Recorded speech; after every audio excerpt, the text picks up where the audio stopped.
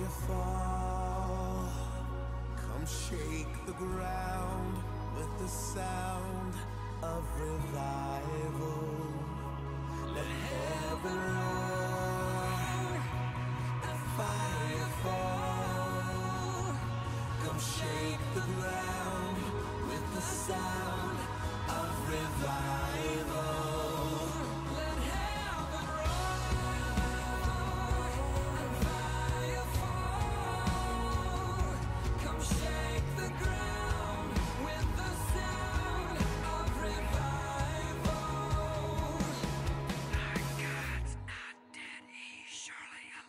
He's living on the inside, roaring like a lion. God's not dead, he's surely alive. He's living on the inside, roaring like a lion. God's not dead, he's surely alive. He's living on the inside, roaring like a lion. God's not dead, he's surely alive. He's living on the inside, roaring like a lion.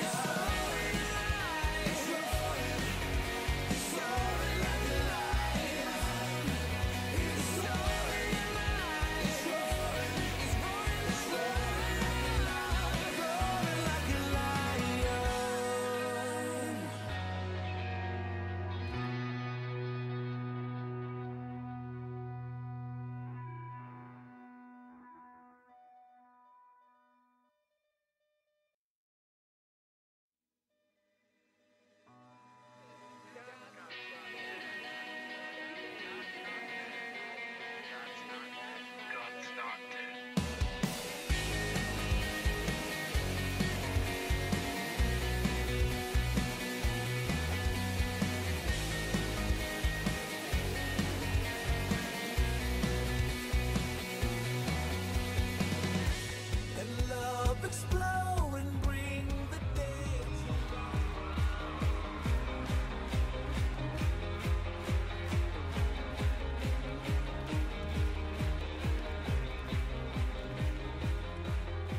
At break of day, in hope we rise, we speak your name. Good morning and welcome to the King's Report this Thursday, October 19th, 2017. 8th year of Chungi, 8th month, 30th day by the heavenly calendar. I'm your host, Hyungjin Sean Moon, the second king of Cheonilguk. Let's go first to Tim, the agent elder, for our AccuWeather forecast. Tim. Morning, it's 42 degrees and clear. Wow, look at that. And it's going to be another warm day. We had a recorded high of 72 yesterday. It's going to be about that same today, about the 70 degrees. And we're in a kind of a warm stretch. It's going to continue through the weekend and probably through Monday and Tuesday next week before coming back down to normal. We're about 10 degrees above normal right now. So that's where we are. We have some clear skies through the weekend and then maybe some rain on Tuesday. Wow. Well, you know, it's becoming quite beautiful, the weather outside. Yesterday they had a nice, all the PC Ninjas had a beautiful training. Hey, what was that screen where there's the actual King's Report logo rotating? Do you see that? There's a new rotating King's Report logo. Go ahead, put that screen up with the King's Report logo rotate. Look at that! Oh, cool. Can you see that? Well, my screen has just gone up. I can't see it. But I saw it. I thought, there we go. Look at that. Look at that. Don't. Don't.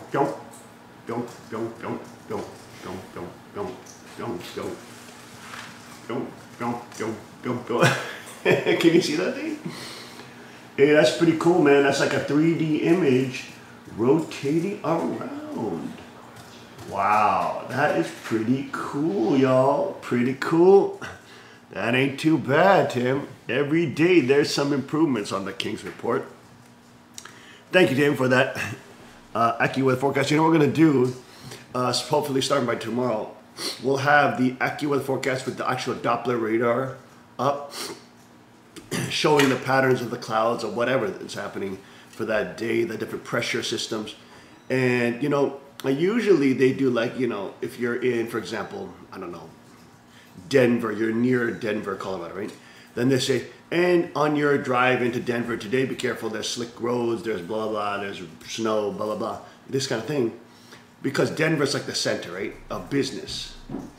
And in our area, we know that, of course, car arms and Tommy Gun Factory and that whole area that's going to be developed will be like the main city center. Okay, so we could have we're going to have a AccuWeather forecast where everybody's, the main traffic is going towards Hawley, Pennsylvania. How's that? Towards, well, Is that we Hawley? can do it by, I'm sorry, we that's can do it by not zip Hawley. code. It's Well, Greeley. Greeley, yes. Greeley, okay. We can do it by zip code, so we can do it towards the 18425 zip code, yes. Okay. Well, hopefully we can find where the radars that you can actually see a lot of the suburban areas around, and of course then congregating towards Greeley and the car arms land, factory land over there, 600 acres. All right, folks, let's get to our Rima today. And today we are in Matthew chapter 12. And verse 9, subheading, healing on the Sabbath. Healing on the Sabbath. Now, when he had departed from there, he went into their synagogue, and behold, there was a man who had a withered hand.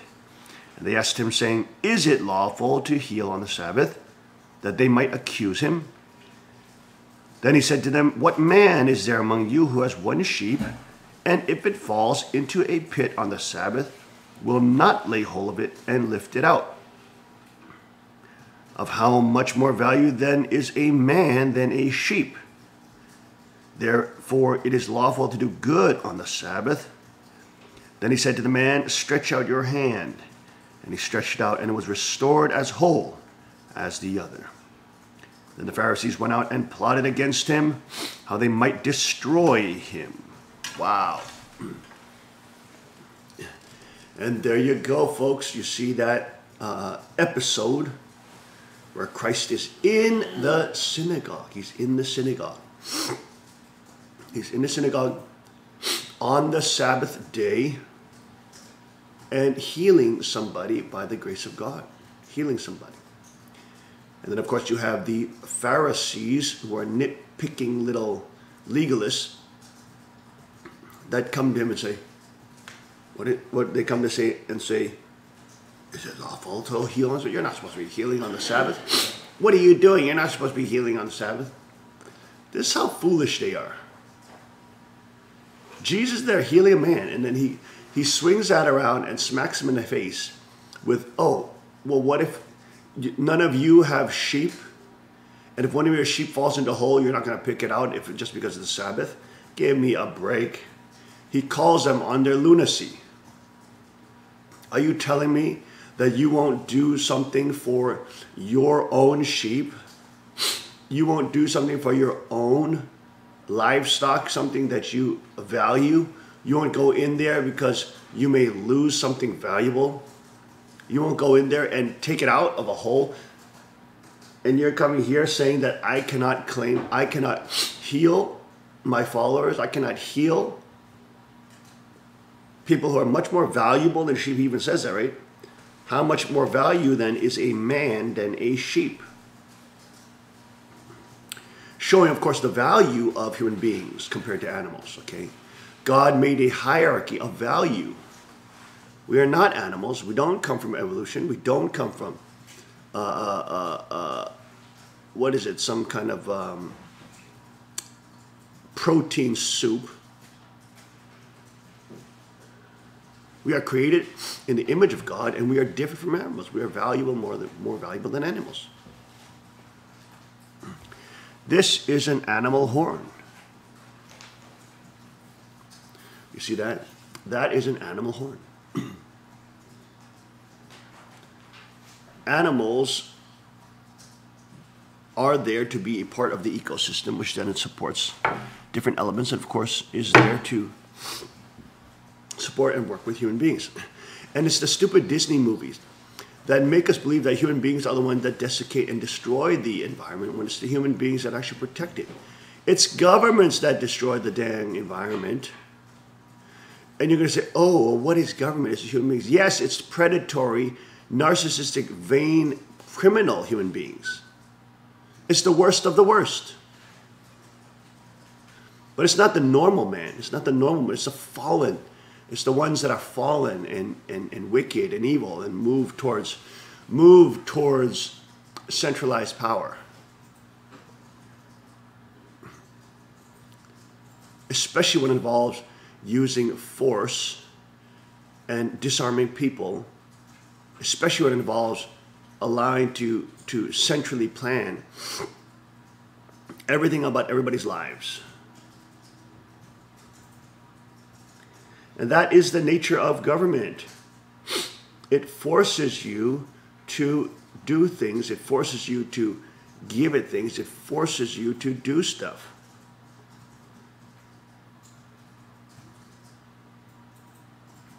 That's why you have to understand, the church is very different from the government. The church cannot force you to donate to it, right? The church cannot use a means of power to force you to take away your taxes, to take away your monies. You only can give to the church or give to charity by choice. Right? That's very different from a state, a nation state, that can force you to give to it when you don't want to give to it. It steals from you, and that is taxes. That's the difference between charity and donations and taxes.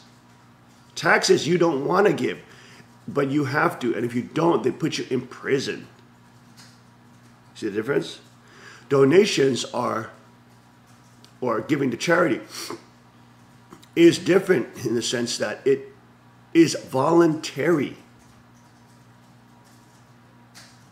You are abiding by your religious principles. You are abiding by your charitable heart when you give in terms of donating to the church or giving to a charity or helping the bake sale, whatever it is. You know what I'm saying?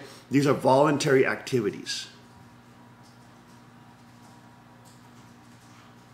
So one cannot pretend the church is a state trying to, and say that it's taxing people. It's not taxing people. That nobody has to give to the church. Nobody has to donate to the church.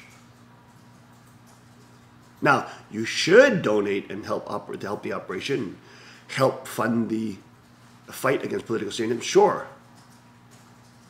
If you help and give and donate, you're helping fuel the tank that is weaponized against the enemy. You're helping spread the gospel, etc.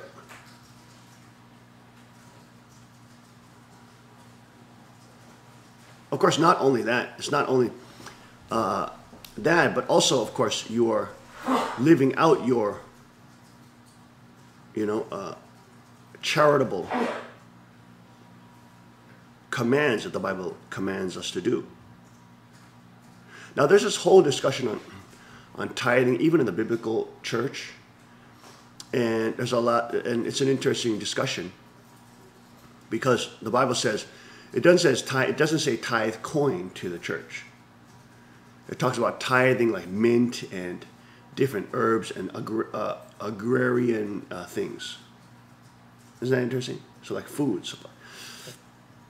So, because of course back then they did have coins, or they did have, in biblical times, they did have different monetary things. But the Bible actually doesn't say you have to give those monetary things. The Bible says you tithes, mint, and different types of herbs and foodstuffs to the temple. Isn't that interesting? There's actually a pastor that comes out and says that you should not tithe to a church because it's not biblical. And for us, of course, in the rural areas, in the sanctuary, in the rural areas, we have people that donate by bring food, right? And that's completely legit too. they are showing their charity by bringing foodstuffs in on, for example, Sunday. A lot of people prepare meals and do potluck lunches and things like that. That's also donating. That's no less a donation than somebody who sends in $5 or $10, you know. But one must understand, the point is that even in Chernigold, you'll have religious institutions, you'll have churches, you'll have ministries, you'll have etc. And you'll be able to donate to them, you'll be able to tithe to them, you'll be able to do what you want. But again, these are voluntary activities. The state cannot force you to give. Of course, that's what it does in the modern world, satanic kingdoms, and that is tax. That's different from donating or charity. Because what's happening is that if you don't pay your taxes, you will be imprisoned. In some cases, you'll die. If you're, for example, fight back and say, no, if you send people, I'm going to fight back, well, then they're going to come in and SWAT raid you and kill you. You see the difference? There's quite a massive difference.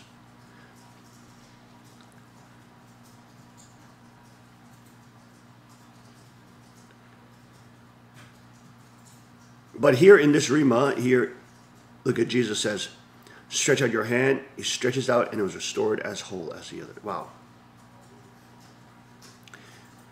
I like how he used the word stretch. God stretches us. Okay? In whatever our walk of level is, God will stretch us. And stretching is very important. I'm always trying to tell the ninjas to stretch more. If you stretch more, you're less likely to be injured. You have more blood flow to your different tissue.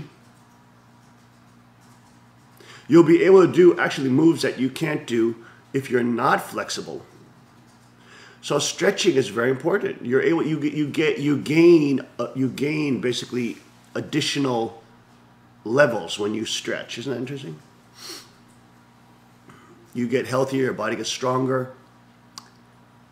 You can actually do moves that you can't do if you're not flexible. So stretching is important. And of course, in our life faith too, God will stretch us, God will challenge us, God will push us. Because he's a super high level. He is the master coach and instructor and the master guide.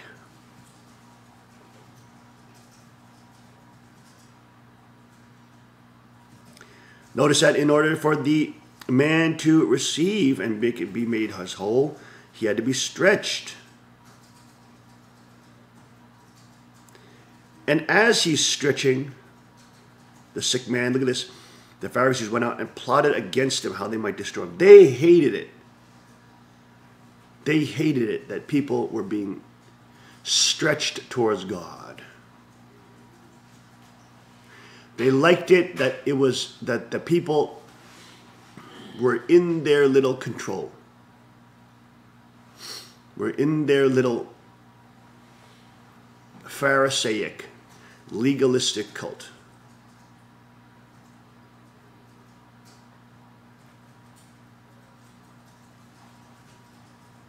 They hated it when they stretched out in faith and believed in a man. Ooh, see that? They believed in a man, in a person. They didn't believe in another religion. They believed in a person. Jesus said, follow me. Oh my gosh, I saw this great video. A very short video. Guys, look up Theology, Philosophy, and Religion. I believe that's the website. Theology, Philosophy, and Religion. That, I believe, is the website. A nice, cute 2-minute video that they just released on, what was it? On Good Works. It was on Good Works. Very nice video on Good Works. It's the Luther House of Ministry, Luther House Ministry or something like that. But look up Theology, Philosophy, and Religion. That's an actual YouTube channel. Not a website, I'm sorry. A YouTube channel.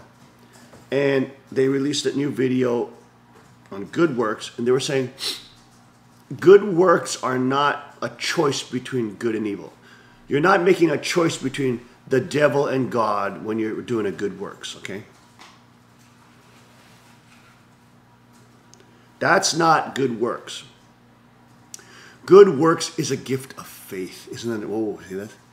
Good works is a gift of faith. You do the good work without really even thinking about it because it's the right thing to do because you believe in the person of Jesus Christ. Isn't that interesting? It's a gift. Good works is a gift of faith. Oh, yeah, here we go. I think that's it. That one in the middle. Good works. Yeah, let's play that video. Look at this cute little video. Check this out.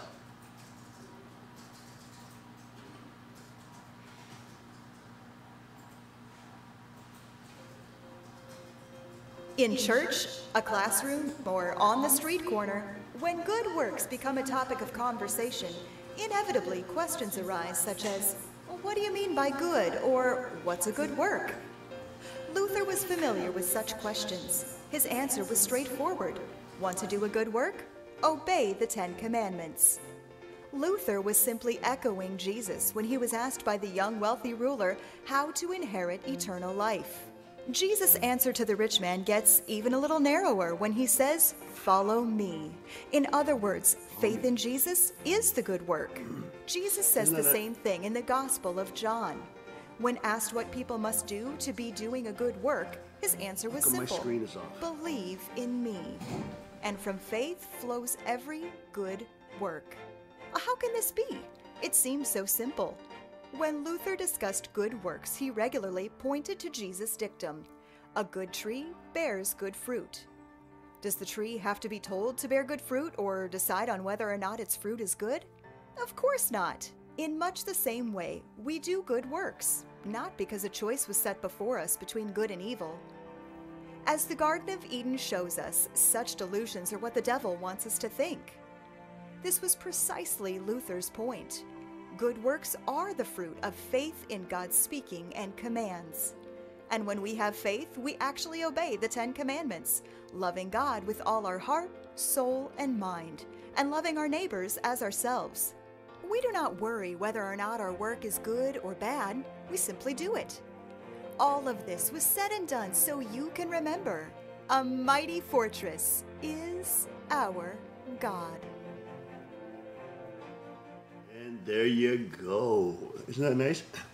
I love how they said that one line. It said, when we're talking about good works, Jesus said, when the young ruler asked him how to get into heaven, he said, "Follow me."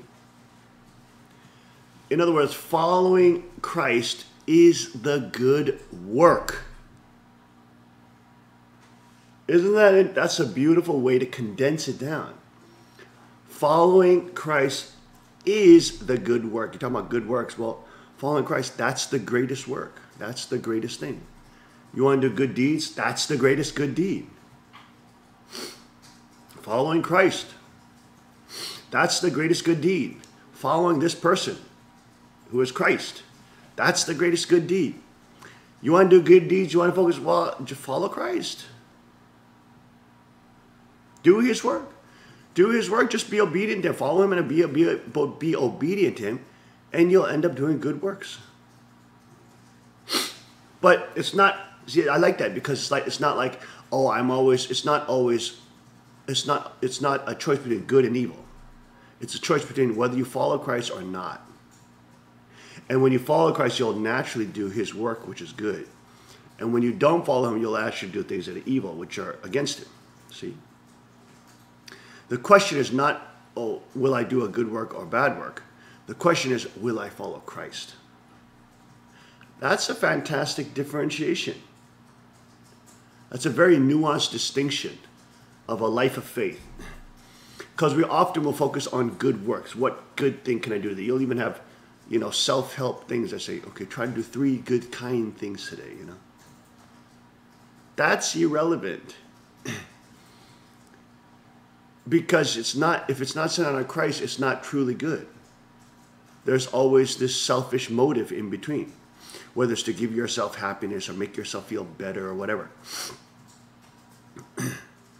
But when one follows Christ, you're emptying yourself, you're letting Christ fill you and lead you, then you are doing good works because you're following Christ. You are being led by the true good one. Okay? And it's all about doing, you can't say all about doing good. Look at these liberal lunatics. They're do-gooders. They're always talking about wanting to do good. But they're talking about, they've become the Pharisees. It's about following Christ. And when you follow Christ, you are doing good. Of course, you will follow him. You'll be reprimanded. You'll be changed. You'll be put into the fire. He will shape you, reshape you in the image of by the potter's hands. He will not let you stay in the way that you are. He will transform you. He will change you. And really the question is, will you follow him or will you reject him? Right? That's the question on earth here at this present time. When Father was on earth, it's will you follow him or will you reject him? Not will you do good or will you not do good. The question is, will you follow the Messiah or not? In the era of the second king, will you follow the second king or not? It's not about doing good work or doing not good work. Will you accept the second king as Father's heir representative and represent the body as he appointed? Will you follow or not? Follow me. Will you follow or not? In the era of the third king, it's the same thing. So there will always be a vicar of Christ, so to speak. I know that's a Catholic phraseology. Probably shouldn't even use that. But anyways, a representative body of Christ on earth, through whom Father can live and dwell and continue ministry on the earth. You see?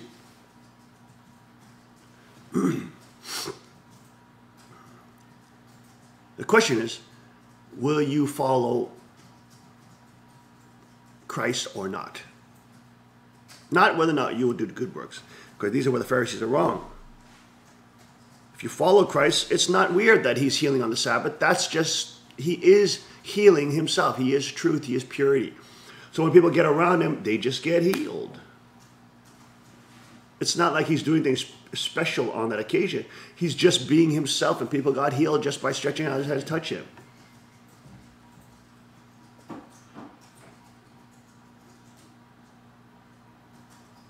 So the question is, will you follow Christ?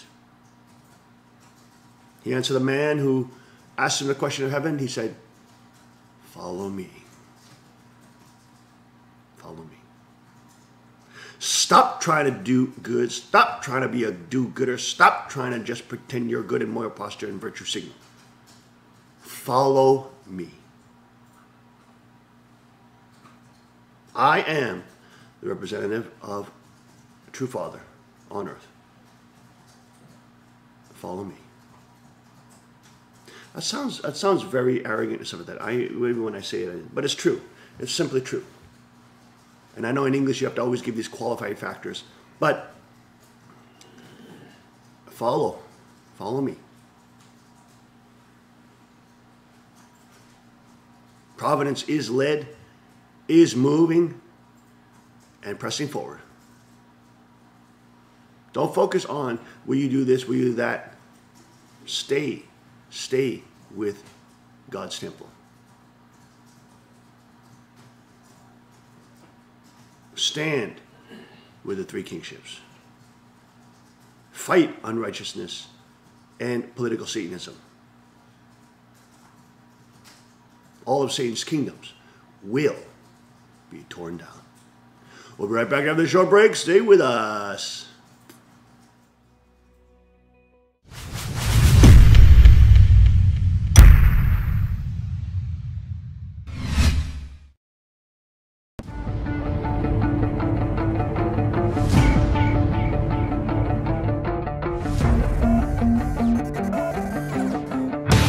I'm down here at the range today. I just learned a new technique from the father of the .44 Magnum, Elmer Keith.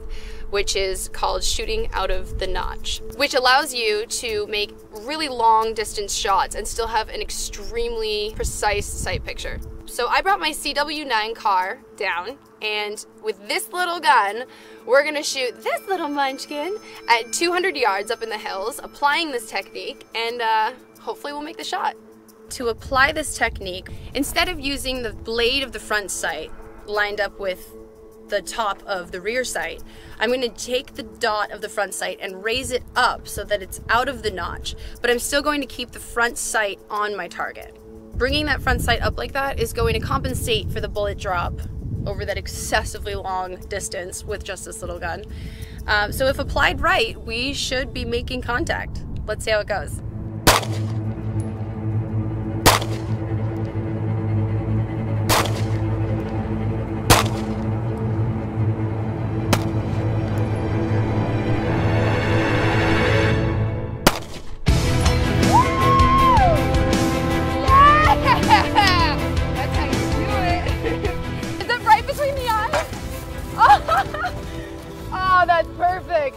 I saw this shot, so I'm a little bit out of breath because you gotta run to make sure that is what I thought it was, and it was. So while making this shot, from that distance with these white dot sights, it literally would cover the entire target. You couldn't see what you were shooting. So using the Elmer Keith technique, you were able to raise it out of the back notch, I can't breathe, out of the back notch, allowing you to keep your accuracy, aim, and also still see the target, which is key because it was a hard shot, not gonna lie. But yeah, it went great, and Elmer knows what he's talking about. And for such a small gun to be able to take that hit, I'm very impressed with this. All right, guys, be sure to like and share, and I'll see you out on the range. That was awesome. Hey, can I try that one? Yeah, let's do it with the 380. Does everybody have eyes and ears?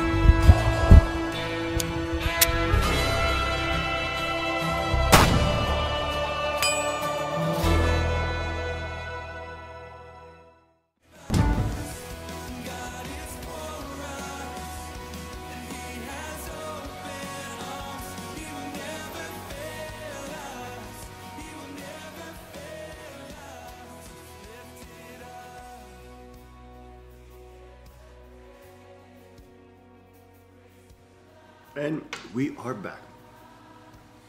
And just a spoonful of sugar helped the medicine go down. This is actually not sugar. This is bee pollen. What is it? Propolis?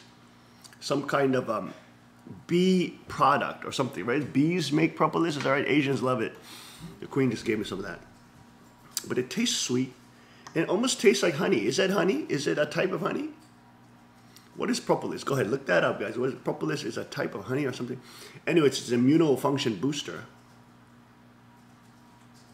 And it's very tasty. It tastes like honey. It tastes like honey to me. It's something similar to honey. I don't know what it is, but it's something similar to honey. But apparently it's very healthy. All right, folks. Let's get into our headline news today.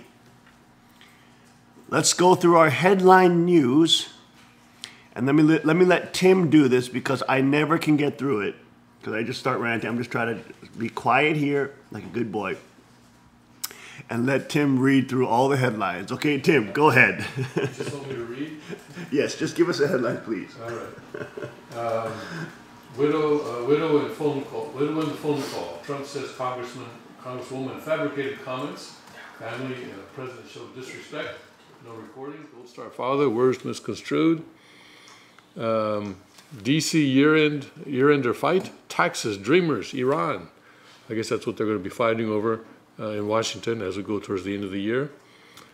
Over here, Spain to suspend Catalan autonomy. Unprecedented move to crush independence. I guess we're getting into hardball now. As NFL ratings plummet, Roger Goodell develops odd verbal tic. Jan Wenner and biographer have falling out. Do you want me to just go through the interesting ones? No, go ahead. Go ahead, really? Okay. Debt sabotage at gay hotspot in Palm Springs. It was Weinstein's brothers versus the world. Then they turned on each other. And that's what this has been saying, that it was actually Harvey Weinstein's brother that actually threw him under the bus. Bloodworth, I warned about rape claims. Apparently he warned the Democratic leaders about these things, that this was going to come back to hurt them. Millions to hold earthquake drill. I wonder what that is. Shakeout Thursday. 74% of young adults would rather communicate digitally. Wow, see that? Then face-to-face is the point, right? We'll have to look at that one. Yeah. Inside secretive company whose robots are making everything. Reshaping world. AI gets round the need for human input.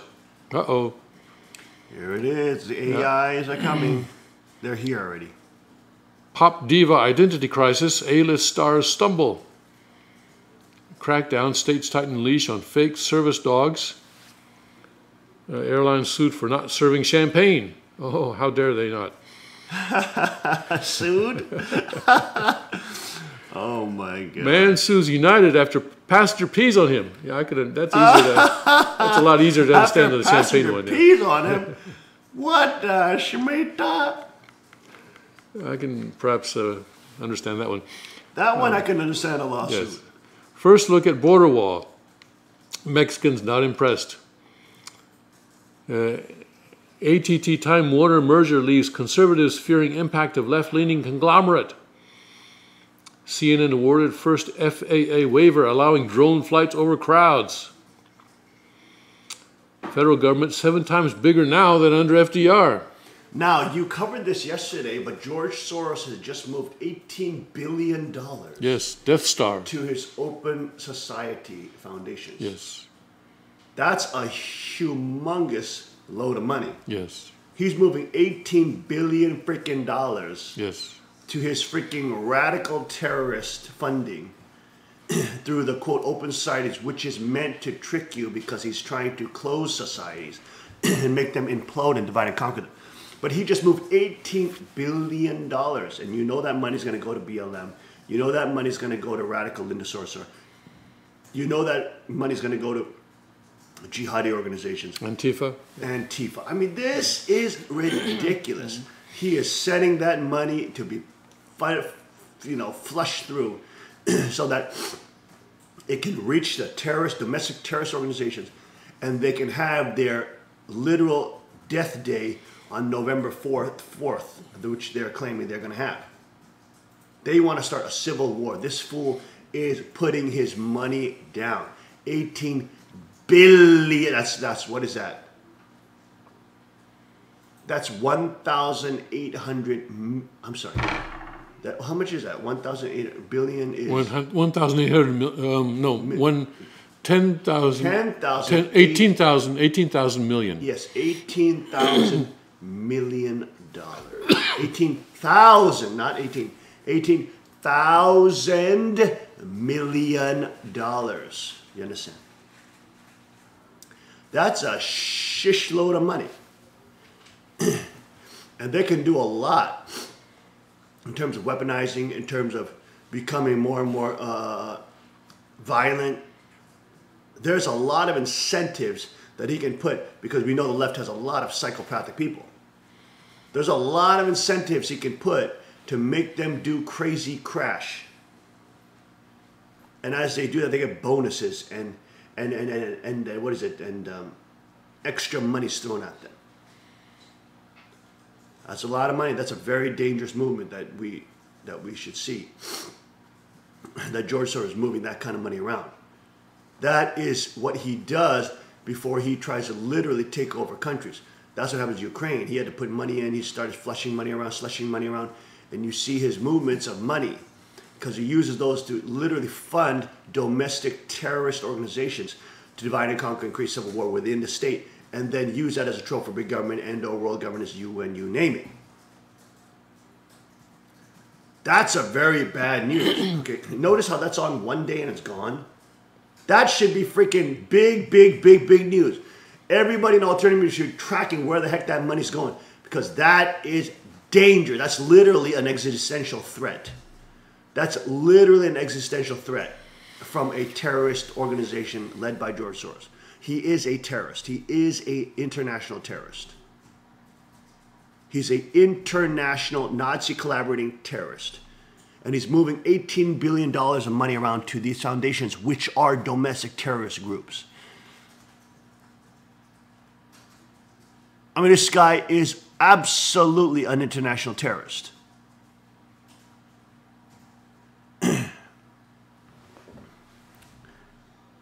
That should be absolutely huge news. It's like what is it? ISIS or Al Qaeda trying to move around $18 billion.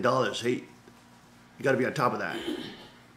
This terrorist, Soros, the terrorist, is moving $18 billion around into American nonprofit organizations, open society, you name it. He's putting that money, investing it into America to overthrow America, just like he does with Ukraine and about 100 different nations that he's overthrown. You can't even call his organizations philanthropic. They are terrorist organizations meant to destabilize and take over democratic countries to make them into centralized socialist powers, which then, of course, he can vampirically, parasitically eat off of and make his fortune from by stealing. Using the state's power of force to steal.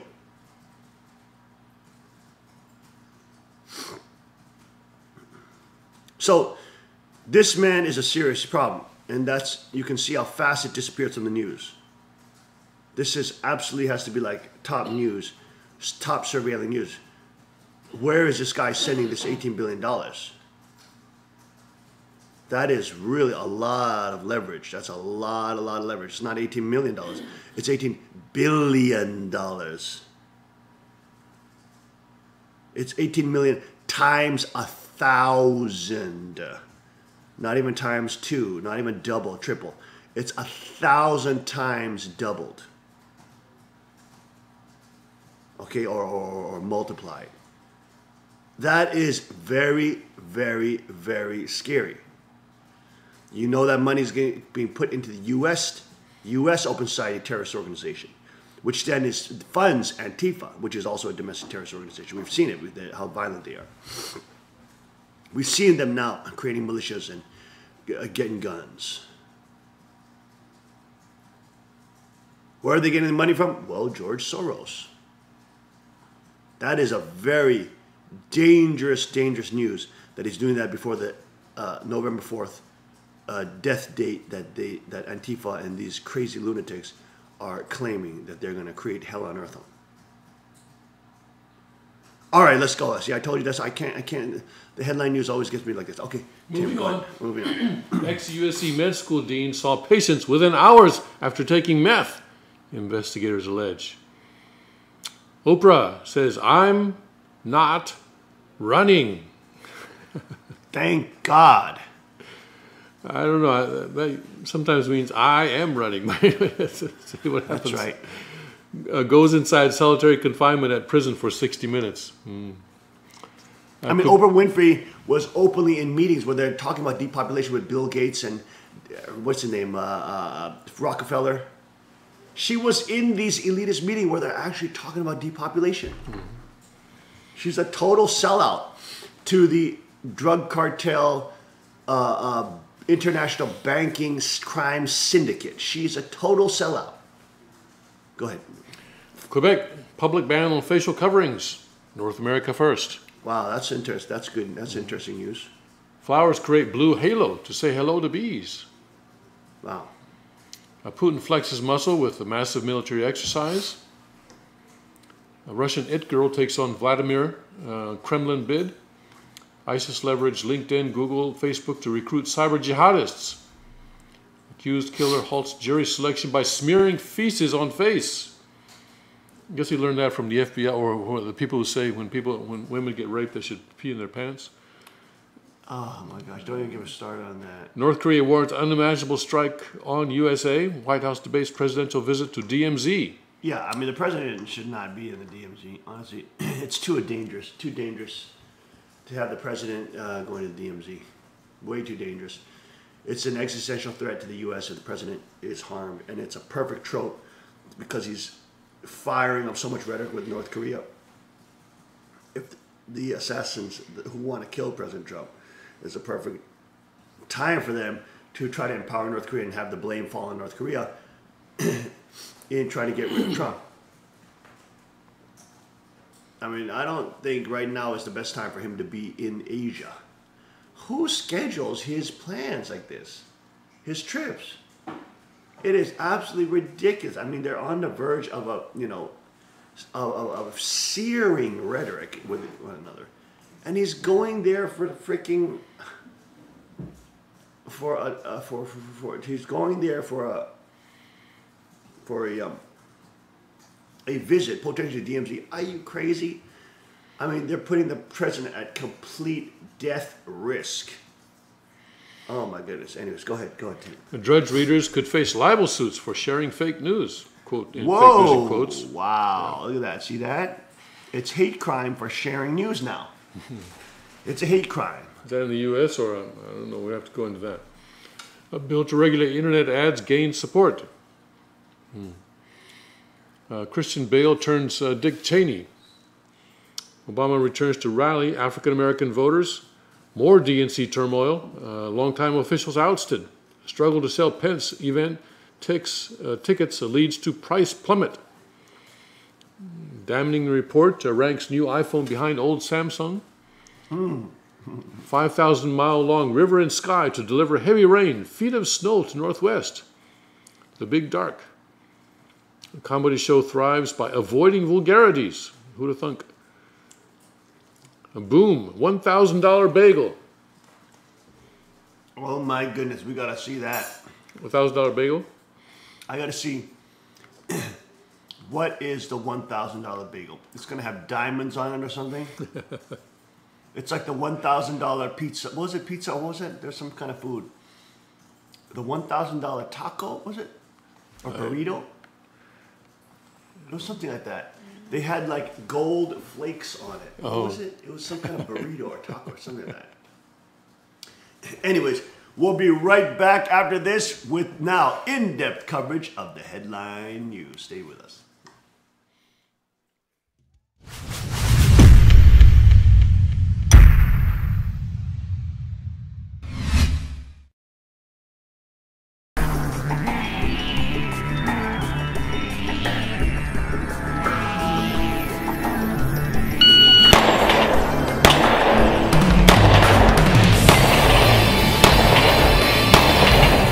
$6.58.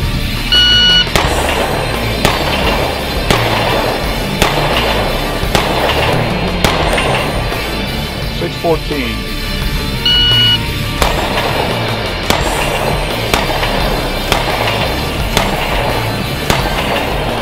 $6.46.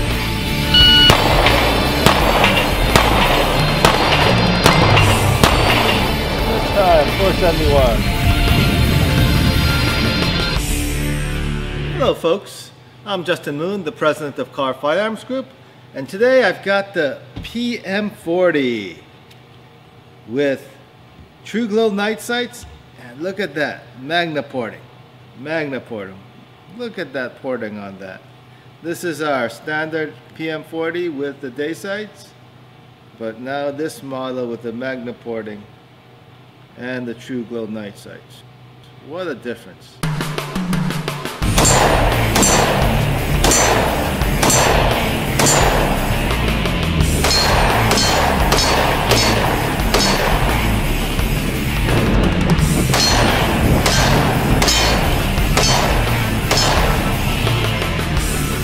The 40 caliber PMs have a reputation for being quite a bit of a kicker. They do kick a lot. And so we put the Magna porting on these PM40s, and boy, what a difference does that make.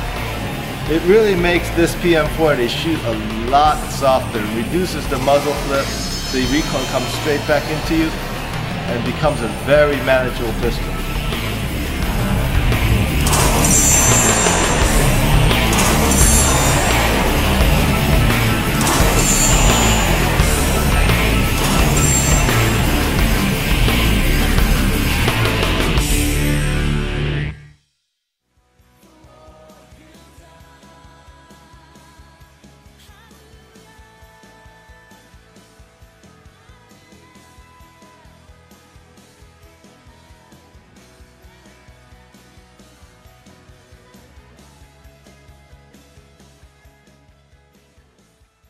And we are back. Welcome back to the King's Report this morning, October 19th, 2017. I'm your host, Sean Moon, Kim Chanigo, having some wonderful coffee. This coffee is actually not that wonderful, but it is what it is. Now remember, if you're drinking coffee, coffee does dehydrate your body, so make sure you drink plenty of, what is it? Water, folks, water. Make sure you drink water with your coffee. Don't just get up and drink a coffee the first thing. I don't know why these Americans do that. It's so unhealthy. When you get up, first thing you do, you're already 8 hours dehydrated. Do you understand? Already you're 8 hours dehydrated. On top of that, you want to drink a beverage which will dehydrate you even more. It will suck water out of you even more. You're not supposed to do that. When you wake up, your body needs rehydration because you're 8 hours or 6 hours or whatever it is, dehydrated. Your body's already dehydrated, and you probably got up during the night one time to take a Lili. So if you take a Lili, you got to hydrate again because your body's now dehydrated. Remember when Greg Knoll almost passed out because he hadn't drank water all day and he drank coffee, and he was like at the church, he was like so dizzy. He's here. I think he'll tell you about it. But I saw him, and Martha, I think, came up to me. She said, "Oh, do you have something in your survival kit for Greg? He looks really dizzy. He may have to go to the emergency room." So I looked at him and said, "Oh, okay, great." And I did the skin test on him, which is just a survival wilderness first aid system to test whether a person is dehydrated. And you can test because they don't have elasticity in the fingertips. So I checked his fingers. And his skin was not bouncing back as it should, okay? Because when you're properly hydrated, your skin will just bounce right back, okay? But it was not bouncing back. It was a little slow on that bounce back. So I said, "Greg, I think you're dehydrated." And then I asked him, "Have you drank a lot of water? Have you drank your 8 cups of water today?" And I said to him, "Okay, when you got up this morning, what did you drink?" And he said, "Coffee." I said, "Okay, and then what was your next beverage?" I guess it was coffee or whatever. Anyways, he didn't drink any water that day, and he was running on fumes. And by the time it got in the evening, the guy was passed out. He's cramping. He literally had to go to the hospital emergency room. So we gave him a little water with a little electrolytes with the bamboo salt, and get that water into his body. And then as soon as we started drinking that water, he's just slowing down, drinking that water, just trying to breathe and drink that water. Then you can see the color coming back into his face. You can see and just as you continue to drink water, getting better. And then over the next couple of days, he's been very good about drinking the water. And this was about a year ago. So now he's in a good habit of, as soon as he wakes up, you drink a huge glass of water. I usually drink about 1 liter of water when I wake up. As soon as I get up, it's about 1 liter of water. And in the middle of the night, after I do a Lili, then I go hit another half liter at least of water. Okay? So you got to hit your water. You'll feel your whole brain, all your synapses start firing. As soon in the morning, you're already dehydrated. You're already in a dehydrated state. When you drink that water, your brain starts turning on. Your neurons start firing. Your whole body gets replenished. Your whole body gets hydrated. So it's like, woo! You know how it is when you're super thirsty and you drink a little water. See how good you feel. Your cells are the same way. When they're dehydrated, they're like shriveled up. And when you infuse them with water, they're like, woo, baby, woo. You see what I'm saying? So coffee is not the first easy thing you drink. I've already drank about 1 liter of water before I came out, and that's why I can drink a little coffee, you know what I'm saying? You got to drink your water. You got to hydrate your body. Now, speaking all about healthy foods and foods, let's go now to ABC New York, reporting on the $1,000 bagel is back in New York City. The $1,000 bagel is back. The Westin New York Hotel in Times Square is offering the extravagant bagel for a limited time next month, 10 years after it was first introduced on the menu. The bagel from New Yorker Bagels will be dressed in Alba white truffle cream cheese, topped with goji berry-infused wrestling jelly, and flaked with golden leaves. Pound for pound, the white truffle is the second most expensive food in the world after caviar, according to a spokeswoman for the hotel. The delicacy is grown in the Alba region of Italy beneath certain oak trees, and trained dogs or pigs are necessary to locate them. Production of truffles is extremely limited, and they're in season from late autumn to winter. The spokeswoman says the Alba white truffles are the star of the bagel creation and the main contributor to the 4-digit price tag. $1,000. Damn, that's ridiculous. Now, I'm interested in those golden leaves. Do you eat them? Golden flakes, yes, you can eat them. That's So right. then, okay. All right, so you eat them, but they're not digested. Well, you know, gold is like iron. It's like a mineral, which can be processed and brought into your mineral system. So your body can process and needs, for example, iron, which is a metal, into your body and then uses that as a mineral. I've to heard help of your iron body. supplements, but I've never heard of gold supplements. No, I know. But for example, you can also take silver as well to be used as an antibiotic. Your body will absorb it. Okay. So you won't be pooing gold poo, like you said. I think it's worth some examination, though. No, but gold is a mineral that traditionally also is put into even Korean medicine. Asian medicine also uses gold leaf sometime. They actually surround, sometimes they make little balls of Hanyak medicine, which is Asian medicine, and then they actually cover them in gold leaves. Okay, so it's not unheard of. And of course, you know, silver also being absorbed in the body, used as an antibiotic. That's an old, even Western remedy as well. All right. Now, tax and tip are included in the $1,000 bagel, which is available for order via 24-hour room service or at the hotel's Foundry bar during breakfast hours. If a breakfast bagel costs $1,000, I don't even want to know how much lunch costs. Oh, it's ridiculous. A spokeswoman for the Westin says, ever since the $1,000 bagel made its first brief appearance in the fall of 2007, requests for this over-the-top bagel have come in yearly without fail. Considering how pricing has risen in the past decade, try buying an apartment for the same price as it was in 2007. This bagel at its introductory cost is nearly a deal, says the hotel. But the bagel buyers didn't need to feel too bad about such a lavish expense. 100% of the proceeds will be donated to Holy Apostles Soup Kitchen. Okay, so they can feel good about their philanthropy as well. That's nice that the hotel is donating 100% of the proceeds to a soup kitchen.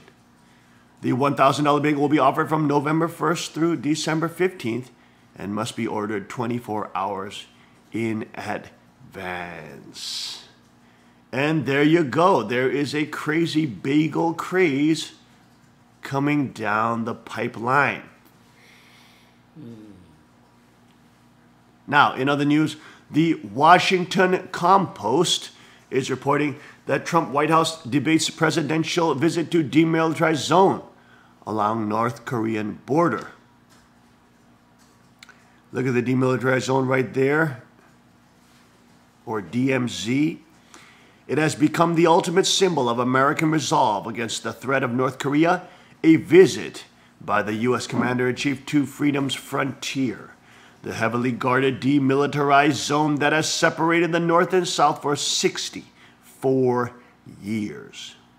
Wearing bomber-style jackets surrounded by military officers peering through binoculars, all but one president since Ronald Reagan have gazed across the barren strip of land at the 38th parallel from an observation post where they've been moved to talk tough. Look at this. If you can see the Washington Compost trying to encourage the president to go to the DMZ, you know there's a problem. You know there's a problem. This is the WAPO that is constantly ragging on the president daily. Now they're saying, oh, President, you're so brave. Yes, you'll be the only president since Ronald Reagan to do it. You're so brave. Yes, please go to the demilitarized zone. Yes, we love it, President. Oh, we love it. We love it. When the Washington Compost is that happy about the president going to the DMZ, Okay, and there's, look at that. A visit by the U.S. Commander-in-Chief to Freedom's frontier, the heavily guarded demilitarized zone that has separated North South from 6 warriors. All but one president since Ronald Reagan have gazed across the barren strip of land at the 38th parallel. Come on, Trump, you've got to go. Come on. You've got to do it.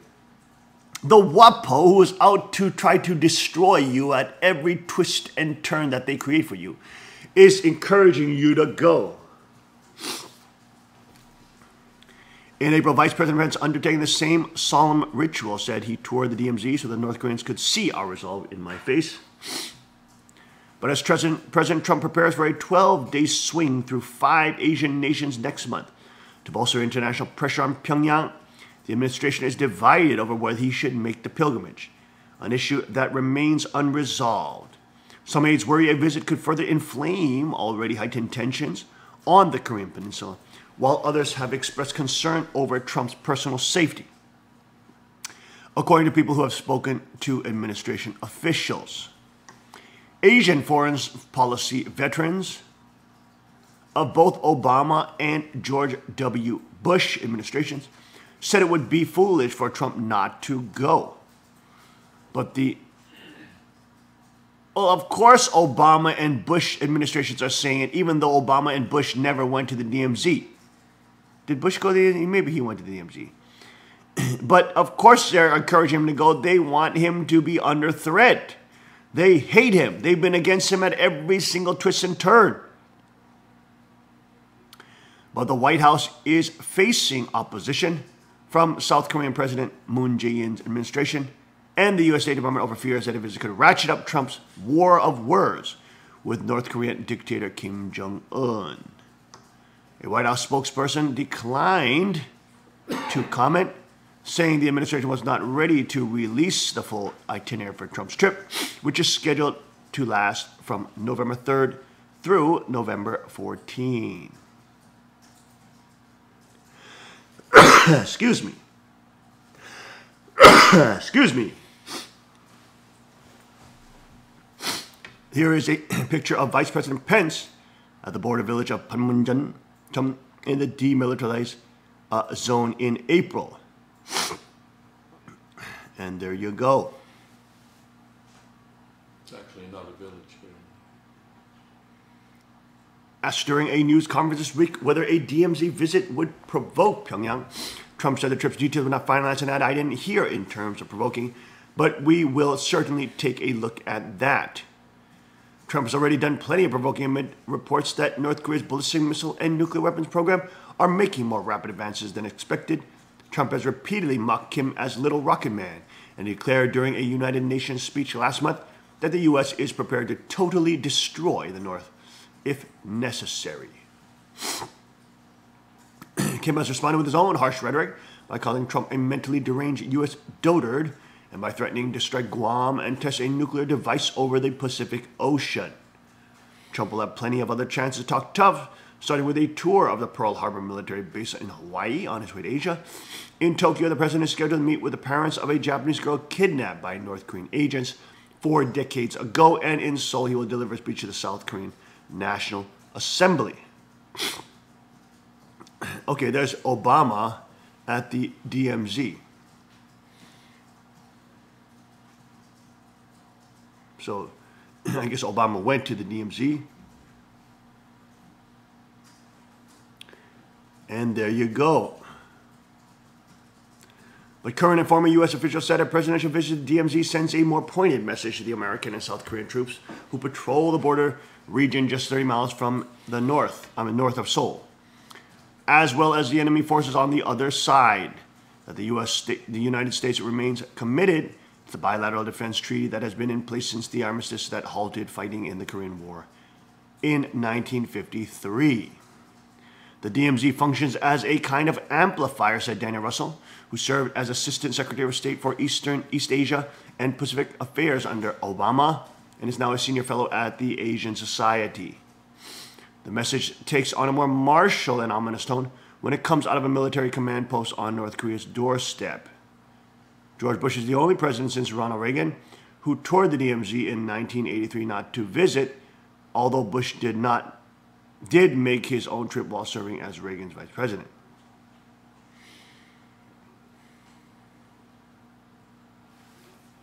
I'm sorry, Bush is the only one not to visit. Obama visited the DMZ in 2012. The contrast between South Korea and North Korea could not be clearer, couldn't be starker, both in terms of freedom, but also in terms of prosperity. I'm sure Obama was looking towards the North saying, oh, I hope the day comes quickly that the North will overtake the South and communism will reign supreme here, in his bomber jacket. In 1993, President Bill Clinton told reporters during a DMZ tour that if the North ever used nuclear weapons, it would be the end of their country. Clinton walked so far across the bridge of no return that joins the two Koreas that U.S. Secret Service agents reportedly brought rifles into the area to protect him in violation of the Korean War ceasefire. But of course, Clinton is the one who gave them the nuclear technology, so he is not really under threat because he's already doing deals with him, with North Korea, selling out Americans as well. And of course, that's coming out with the new colluding Mueller scandals, where Mueller and Hillary Clinton and Bill Clinton are now being shown by proof. The FBI has had to release the fact, it's not a debatable thing now, it's a fact, that they gave 20% of the uranium deal to Russia. They are Russian agents. They are Russian agents and assets. And they've known about it since 2009 or 2010, yes. The Clintons are a Russian asset. That's why they're attacking President Trump, saying that he's a Russian agent. Because they're freaking Russian agents. They are Russian agents and Russian assets that were selling out American uranium to the Russians. Hello? It's not Trump that's doing business deals. It's freaking Clinton. We've been talking about it for months and months and months, but now it's finally proven. And the FBI has had to release the truth that the Clintons were in on the 20% Russian uranium deals, which is billions of dollars. I mean, you're talking about tons of money, tons of money. And these Clintons now could not hide their tracks, and all their dirt is coming out, which means that they're starting to move on the Clintons, which means, of course, Soros will start funneling that money, that $18 billion in, to hurry up and try to destabilize this country, because the Clintons are also in that camp as well. George Soros being the greatest funder in the campaign trail for Hillary Rodham Clinton. They're on the same stupid team.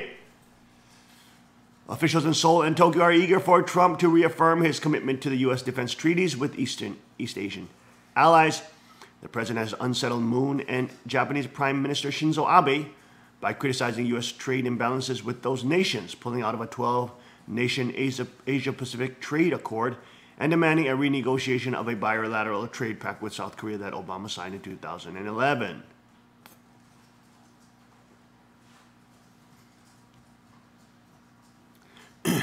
At the same time, Moon's advisors fear that a Trump visit to DMZ could increase the chances of a miscalculation that could provoke a military confrontation or have other unintended consequences, such as harming Asian financial markets or disrupting planning for the Winter Olympics, which will be held in February in Pyeongchang, South Korea. Because Moon's advisors are pro-North Korean. Oh, yes, they are. They're commies. Yeah. Even Madeiros, who served as senior Asia director at the National Security Council under Obama, said Trump needs to be crystal clear on the U.S. position on North Korea and suggested that the cost of not visiting the DMZ could be greater than going. If he doesn't go, guess what the next story is? And Madeiros, who accompanied Vice President Joe Biden to the DMZ in 2013, already some foreign policy experts are mocking the White House's hesitation. On Tuesday, Jeffrey Lewis, a nuclear non-proliferation expert who operates a popular Twitter account, included a chicken emoji with his retweet of South Korean news report that U.S. and South Korean officials were steering Trump away from the DMZ. Former U.S. officials emphasized that Trump's national security team could craft a visit that achieves the symbolic message. Speaking to troops touring observation post Ulet, without directly provoking the North with hostile words. But they acknowledge that the president, who would be accompanied by reporters, is prone to straying off message. Look at these idiots, stupid WAPO, dying, dead, dinosaur newspaper. The story must be told. Oh, yeah, you mean the CIA story. You mean the government story. You mean the big government story. Your subscription supports journalism? Oh, you mean propaganda. That's what it supports. Oh, you mean, yes, exactly. That's what we thought. We've never had a president go to the DMZ who has implied the U.S. is preparing for a preventative war with North Korea, said Michael Green, who served as Senior Asia Director in the NSC under President George Bush. In February 2002, Bush visited the DMZ less than a month after he called North Korea, Iran, and Iraq the axis of evil during a State of the Union address. The president's speechwriters proposed having Bush deliver remarks akin to Reagan's seminal tear down this wall speech in West Berlin in 1987. And there you go.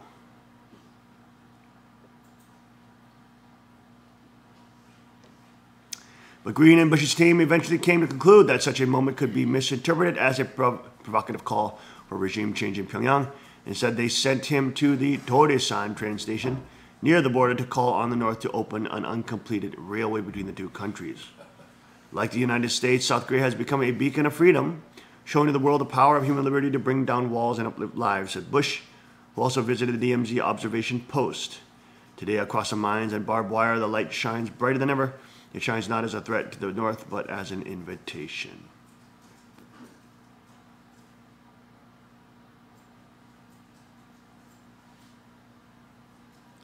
And there you go.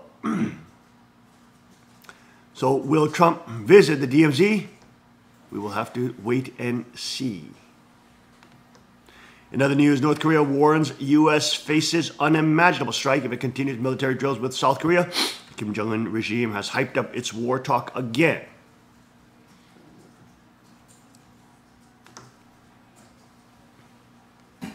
Warning the U.S. faces an unimaginable military strike. Kim Jong-un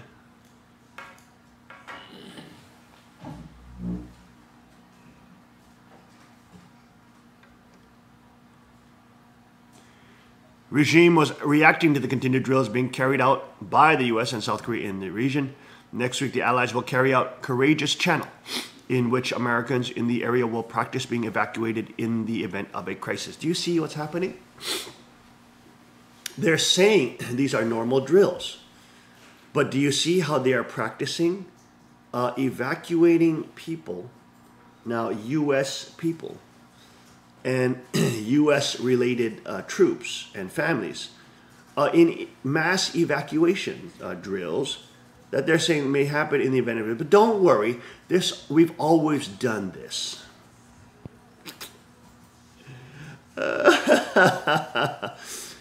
Well, it's never been more glaringly obvious that these are being done in this particular time. Look at how crazy this time is with all the rhetoric going, skyrocketing going. Everybody's in heightened awareness. And of course, they're doing now massive evacuation drills in Korea. Although it's carried out twice a year, it has heightened fears of military conflict. North Korea State News Agency said in a statement, the U.S. is running amok by introducing under our nose the targets we have set as primary ones. The U.S. should expect that it would face unimaginable strike at an unimaginable time. There are pictures of the North Korea dictator and his slaves. Last week, North Korea was spotted moving multiple missiles, sparking fears of a fresh launch. A U.S. spy satellite captured images of missiles mounted on launchers being moved out of a hangar near the capital, Pyongyang, last Friday, it was claimed. American and South Korean intelligence agencies are now preparing for the Kim Jong-un regime to carry out a new provocation in defiance of a worldwide condemnation. It had been expected the most likely date for a new mission launch would be October 10, the anniversary of Kim's political party, but the date passed without any notable military movements. However, the new satellite images suggest Kim will go ahead with another test of his ICBM missiles. A source told South Korean newspaper Dongyilbo the North may carry out a simultaneous launch of ICBM and IRBM within a few days in protest against the U.S.'s show of military might. The U.S. and our ally South Korea have carried out a series of military strikes recently.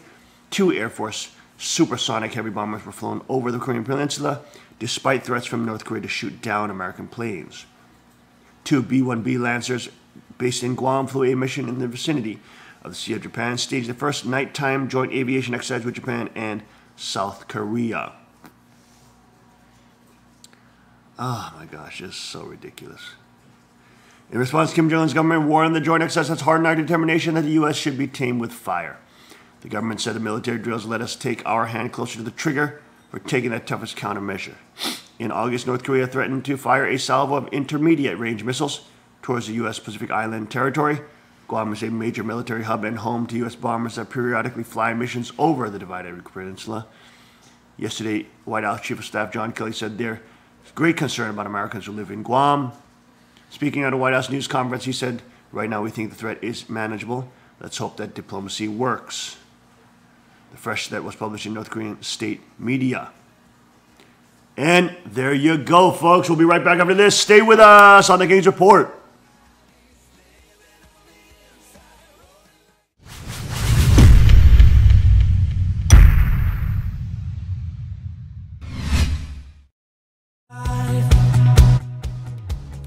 Love so bold to see a revolution somehow.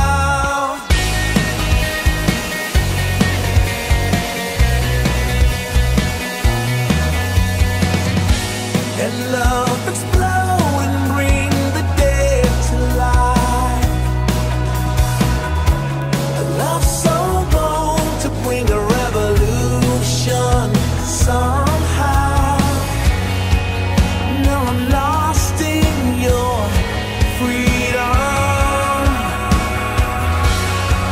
And this world I'll overcome. My God's not dead, he's surely alive. He's living on the inside, roaring like a lion. God's not dead, he's surely alive. He's living on the inside, roaring like a lion. He's roaring like a lion. Let hope arise and make the darkness hide. My faith is dead, I need a resurrection somehow. No, I'm lost in your freedom. And this world I'll overcome. My God's not dead, he's surely alive. He's living on the inside, roaring like a lion. God's not dead, he's surely alive. He's living on the inside, roaring like a lion. He's roaring like a lion. He's roaring. Let heaven roar and fire fall. Come shake the ground with the sound of revival. Let heaven roar and fire fall. Come shake the ground with the sound of revival. Let heaven roar and fire fall. Come shake the ground with the sound of revival. My God's not dead, he's surely alive. He's living on the inside, roaring like a lion. God's not dead, he's surely alive. He's living on the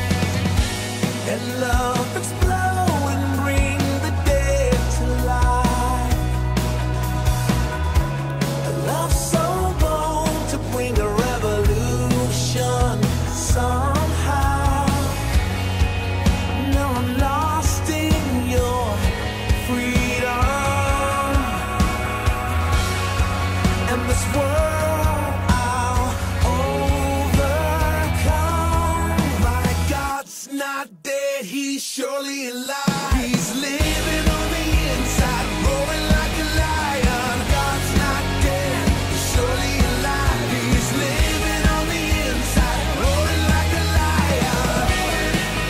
He's roaring like a lion. Let hope arise and make the darkness hide. My faith is dead, I need a resurrection somehow. Now I'm lost in your freedom. And this world I'll overcome. My God's not dead, he's surely alive. He's living on the inside, roaring like a lion. God's not dead, he's surely alive. He's living on the inside, roaring like a lion. He's roaring like a lion. He's roaring.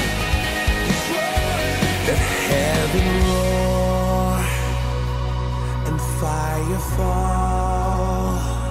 Come shake the ground with the sound of revival. Let heaven roar and fire fall. Come shake the ground with the sound of revival. Let heaven roar and fire fall. Come shake the ground with the sound of revival. God's not dead, he's surely alive. He's living on the inside, roaring like a lion. God's not dead, he's surely alive. He's living on the inside, roaring like a lion. God's not dead, he's surely alive. He's living on the inside, roaring like a lion. God's not dead, he's surely alive. He's living on the inside, roaring like a lion. He's roaring like a lion. He's roaring like a lion.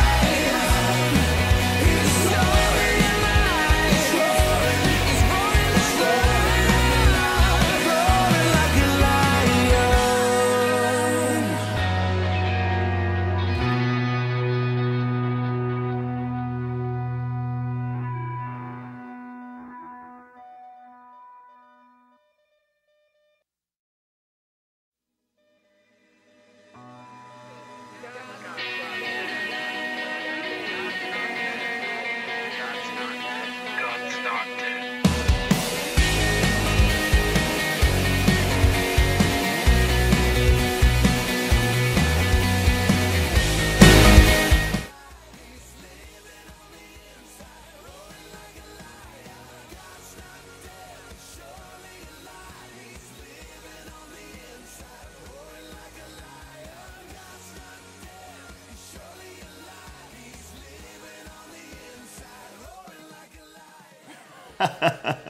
And we are back. Welcome back to the King's Report this October 19th. Keep the logo in view. There we go. 8th year of Chungi, 8th month, 30th day. Welcome back to the King's Report. I am your host, Sean Moon. Hyungjin is my Korean name. And I am the second king of Cheongguk, the kingdom of God. Hey, that shouldn't be too strange. Each pope declares himself to be the actual vicar of Christ for the whole kingdom, which they call the Catholic Church is literally the kingdom of God. They believe that. So if you're going to call us crazy and us cultish, you better first call the Catholic Church crazy because they're way bigger than us and you should be attacking them. You see that?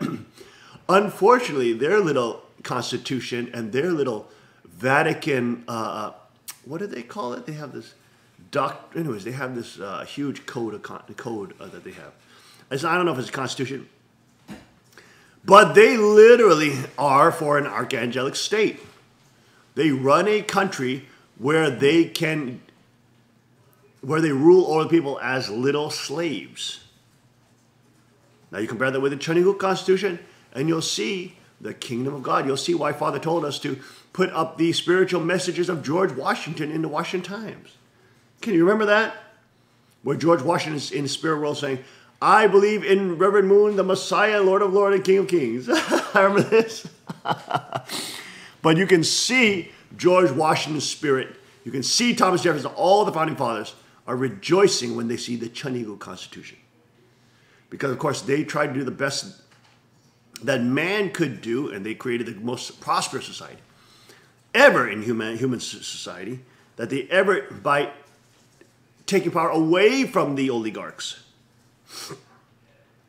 and allowing it to become a republic. But of course, we see that even within 200 years, because of the fickleness and the mob mentality of the people, being easily run over by communists and being lured in by the trap of socialism, America has lost its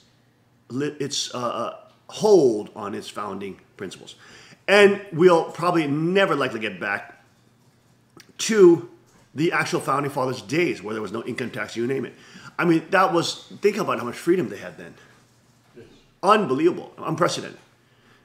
It's going to be very hard for America to, even though Trump is trying to roll back some stuff a little bit, he's nowhere near where the founding fathers were, okay? And you can't get it done, that much done in 8 years without creating civil war, because the leftist lunatics are banking on it. Their checks are coming out of this system, and they are vampiric parasites which eat off the system and get funded by George Soros. So that's the simple reality. America is gone. The founding fathers' America is gone. It will never return without, of course, a violent revolution. Okay, which of course we don't want. But who knows? It may at some point have to take place, especially if George Soros is putting $18 billion into funding a civil war. Don't you dare believe that the patriots are not going to fight back. When those crazy little Antifa scumbag little troglodyte wimps start trying to shoot AR-15s, you better believe the veterans, the hunters, and the NRA people and the Second Amendment people are going to shoot back, and they're going to shoot to kill. You better believe it. And of course, all the laws, if that happens, the states will be taken by force back. The politicians and bureaucrats will be thrown in prison, will be tried. Probably a lot of them will be hung. And for treason. And the people will take back their countries, states, and they will not all implement a democratic system back in. No. They will start creating their own constitution. They will start creating there'll be a whole rewriting of the whole American experience. Of course, we don't know how that will be reorganized at some point. How God will bring Chaniuguk and the Constitution to be the actual law of the land. But that is a potential scenario where Chaniuguk can be established with the actual Constitution as well. And of course, that has to happen locally to really make the change. I like that little Cupid logo spinning around, man. That's cool. That's very cool. Byung, byung, byung, byung, byung. Spin, my child, spin. Spin, spin, spin. Spin, salazim. All right, folks, enough of that. Let's go back to our top news. Russian it girl Ksenia Sobchak announces Kremlin bid. In Moscow, a Russian journalist, former reality show host, and socialite Ksenia Sobchak announced Wednesday that she intends to stand for president in 2018 as an opposition candidate. My name is Ksenia Sobchak. I'm standing for president. She wrote on a website announcing her bid, declaring that her campaign slogan is, I am the none of the above candidate. I hope this girl is not some kind of socialist lunatic. Please, please, please, please, please. Russian elections used to allow voters to tick a box titled none of the above to reject all candidates. Like every Russian citizen, I have the right to run for the presidency. I've decided to use that right, she said. As an independent candidate, Sobchak will have to collect 300,000 signatures of support. Vladimir Putin has not yet announced his expected candidacy in March 2018 poll. In a letter published on the website of Vedomosti Business Daily, Sobchak said she realized she would be viewed as an unlikely candidate. But she vowed that she would support opposition leader Alexei Navalny and call for him to be allowed to stand after electoral authorities have said he is not eligible due to him serving a suspended sentence for fraud. Okay, so she wants to support a fraudster. I'm going to the polls not simply as a candidate, but as a mouthpiece for all those who cannot be candidates. I'm against revolution, but I'm a good middleman and organizer. Navalny wants a peaceful handover of power, and that is right, but they won't believe him, Sobchak wrote. They will believe me. Sobchak, 35, comes from a political dynasty as her father, Anatoly Sobchak, was a popular mayor of St. Petersburg, whose aide was little known for former KGB agent Vladimir Putin. The glamorous blonde gained fame by presenting a popular reality show called Dom 2, where couples have to form romantic relationships. Seen as a party girl, she also had her own reality show called Blonde and Chocolate, which she once presented from a bubble bath. She seems like a Hollywood leftist lunatic, unless they tell me otherwise. She surprised many by joining opposition protests in 2012 against Putin over fraud-tainted elections. At the time, she was the girlfriend of a prominent young opposition politician, Ilya Yashin. Sobchak attempted to bring the protest message to the masses through a discussion show she hosted on Russian MTV, but it was pulled after one episode when Sobchak tried to invite on Navalny. She later presented her own show on TV Rain, an independent television channel, with Navalny as one of her interviewees. She has since married actor Maxim Vitorgan, and they have a son. Over the 5 years since the wave of protests in 2012, my political views have definitively formed, Sobchak wrote. I'm ready to declare them and stand up for them at any level, even the highest. Here we go. Community organizers, what she is. Look at this, Look at this first comment. Hey, Ruskies, we got stuck with one of those organizers for 8 years. It was the worst thing that ever happened to our nation. Don't make the same mistake. That's what it seems like. She is a leftist lunatic. There it is. She is probably a leftist lunatic community organizer that wants to bring in globalism and collapse the Russian trajectory to having some bit of sovereignty. In other news, Quebec bans face coverings in public services, raising worries amongst Muslims.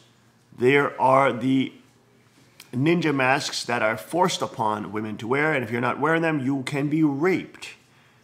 A woman wears a niqab or a burqa, or I guess that's a hijab with a mask, but that looks kind of like a burqa to me.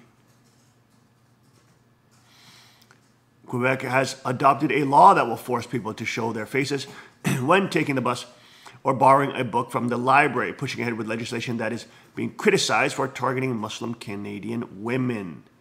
Bill 62, which the Justice Minister describes as a North American first, requires one's face to be uncovered when giving or receiving public services. Makes sense. The law marks we have to be able to identify who the hell you are. Can't do it with an iris. The law marks the outcome of a contentious decade-long debate about the place of religious minorities in Quebec.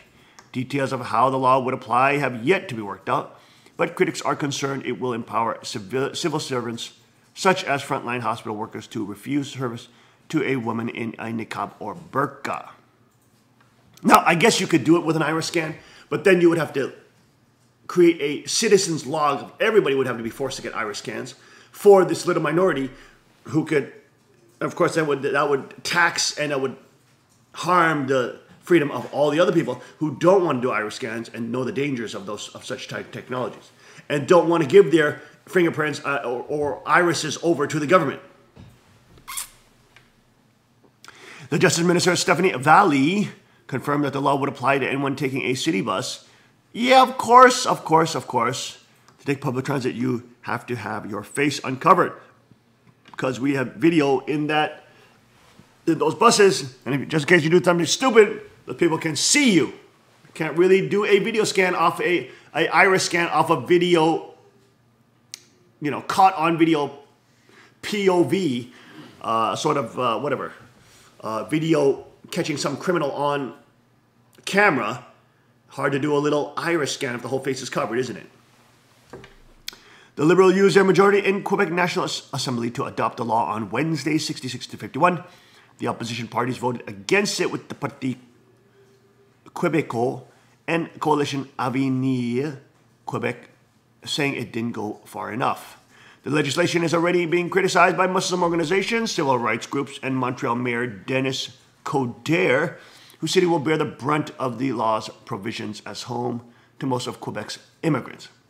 He called the idea of a city librarian turning away a woman in a face covering totally unacceptable. Legal experts say they expect the law to be challenged in court. I've never seen a more flagrantly unconstitutional law. Montreal human rights lawyer Julius Gray said in an interview, "The law scandalizes me. The possibility that somebody could be refused a service at a hospital or be thrown off a bus just because of a face veil is scandalous." You're scandalous. If you're in receiving taxpayer-paid, funded, quote, accommodations and or services, you have to do what the taxpayers want. And they don't want to be living in a civilization where they're all being filmed, but other people are hiding their faces. Bill 62 is presented as a state religious neutrality law and sets out to provide a framework for religious accommodation requests. However, it's the requirement to uncover one's face, which effectively targets Muslim women, that has stirred the greatest disagreements. The law doesn't identify specific types of garb that would be forbidden, although the Justice Minister suggested it could extend to bandanas and even dark glasses. Yeah, if you're covering your face in a freaking ninja mask, they're going to say, "Could you please remove that so we can get a picture of you before you receive a taxpayer-funded service?" Still, the fact the rule is contained within a religious neutrality law suggests the legislation is aimed at articles of faith. Ihsan Gardi, Executive Director of the National Council of Canadian Muslims, said the legislation targets a religious minority already facing a significant spike in hate crimes in Canada. One still recovering from the mass shootings in six worshippers in Quebec City mosque. No, it just happens to be that those people who rob gas stations and rob stores usually cover their masks. Most criminals, when they're committing crimes, cover their face with masks. Not saying that all people who wear burqas are criminals. But it's a common thing for criminals to put a mask on. So it's not unreasonable to ask, take the mask off, please, because obviously, hopefully, you're not trying to commit a crime. It doesn't matter whether a minority is using it. The majority of crimes that you caught on video, and you can see them online, with people coming into gas stations, people coming into convenience stores, people, you name it, they wear a little mask. Bank robbers wear a little mask because they're trying to hide their face. Okay? If you go into a bank with a balaclava on and an outfit, they're going to say, they're going to be reaching under their desk, right about to press a button. Yes, sir, how can I help you today? It's going to be a problem. Hey, guys, pull up Tactical Distributors Shaolin jacket. It's called the Shaolin. It's a ninja jacket. I never seen this design. It's a tactical, gunfighting sweater. But there's a balaclava ninja mask built right into the hood. So you can choose to wear the hood just as a normal hood.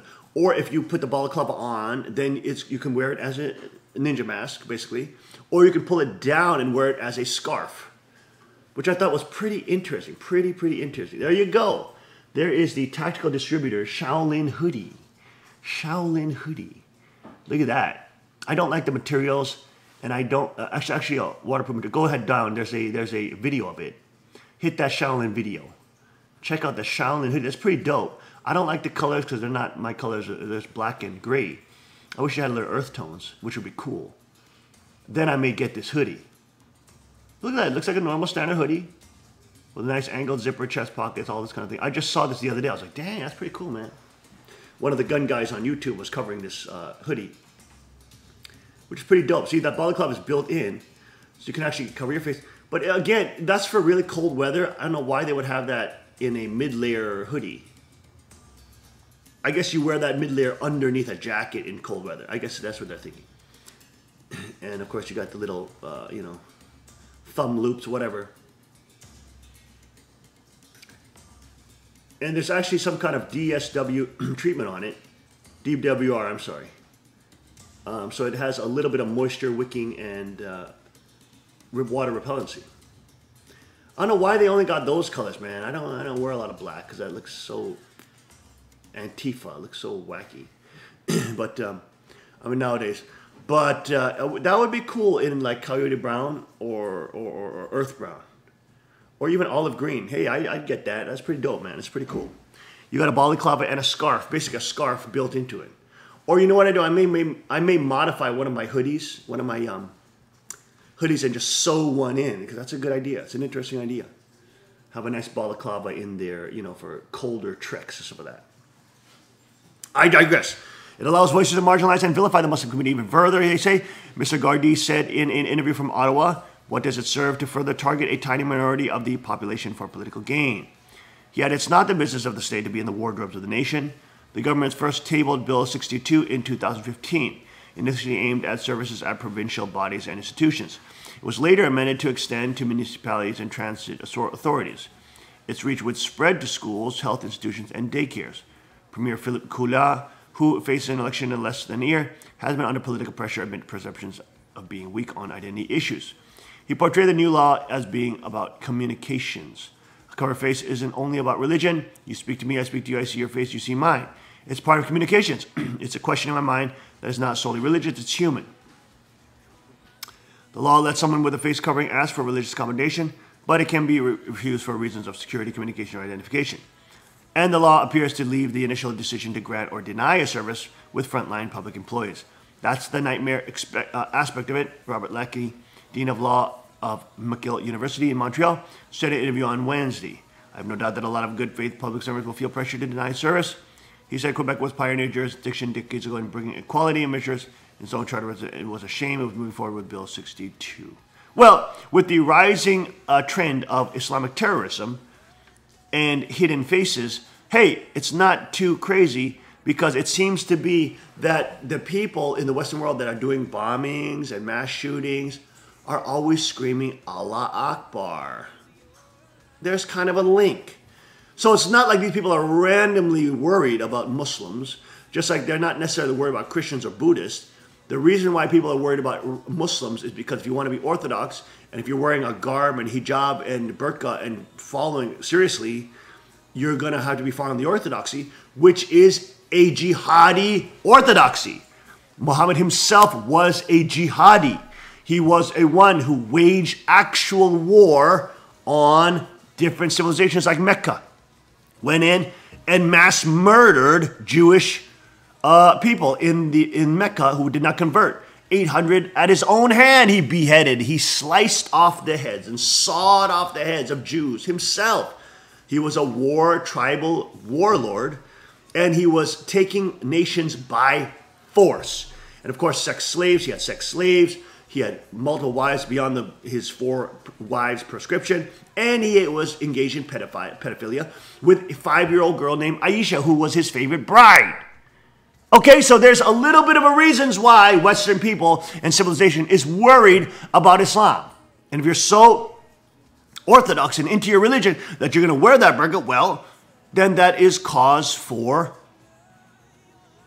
saying, okay, are you going to listen to the laws of this land, or are you going to take your laws, which are claimed Sharia law to be greater than the U.S. laws or Western laws or Canadian laws?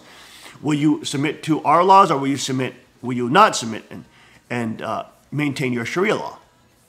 So it is a serious issue, especially granted that all the terrorist attacks, bombings, you name it, are Islamic related. Majority of them, at least in the Western world. Mass murderings, mass runovers by cars, mass bombings. These are done by people screaming Allahu Akbar, fundamentalists, Orthodox, radical Muslims. It's not unfair and or unjustified that people are worried about a potentially radical community. We'll be right back after the short break. Stay with us.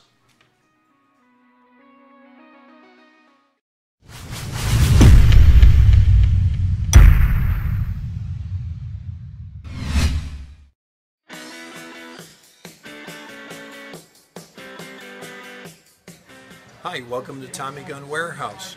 We have a short video for you this afternoon.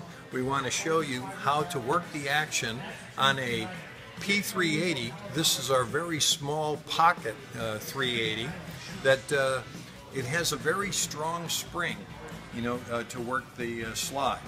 And this is because it's a very small gun, and we need to have that extra spring tension to actually make the gun work properly. So today I want to show you how to properly work the action. Ladies sometimes find it very difficult, not to mention some men find it difficult to work the slide. Okay, so I just wanted to show you how to hand a firearm to someone properly. The ejection port should be up, the slide is back, and nothing in the magazine well. Then you take this and you hand it to somebody in this manner. They should then verify that it is empty and nothing in the magazine well.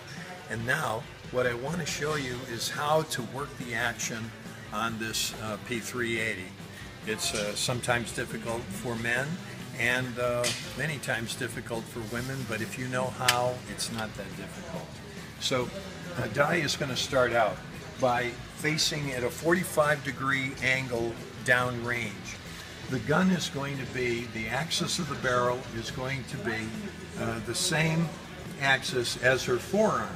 She's going to keep it closer to her chest, and then reaching over the top with her weak hand, she's going to make sure that this ejection port is clear, that her hand isn't in the way, because you don't want to have an accidental detonation of a primer and injure your hand.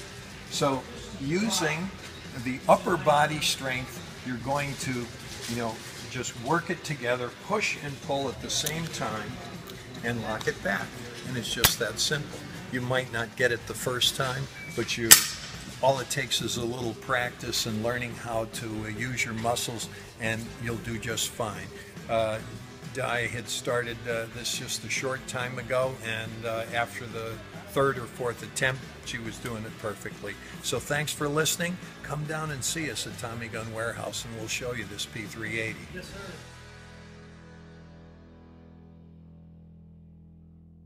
Car Arms, Magnum Research, and Auto Ordnance. The Car Firearms Group. With a diverse product line that blends American craftsmanship with cutting-edge technology. It's no secret why gun enthusiasts choose Car Firearms Group. From the Desert Eagle and Baby Desert Eagle made famous by Hollywood. The history of the 1911 and the Tommy gun. To the best in compact concealed carry. Car Firearms Group is not only the first name in personal defense, it's a name that has earned the respect of gun enthusiasts around the world. Concealment, innovative technology, value, accuracy, and history. Car Firearms Group. Made in the USA. Visit car.com today.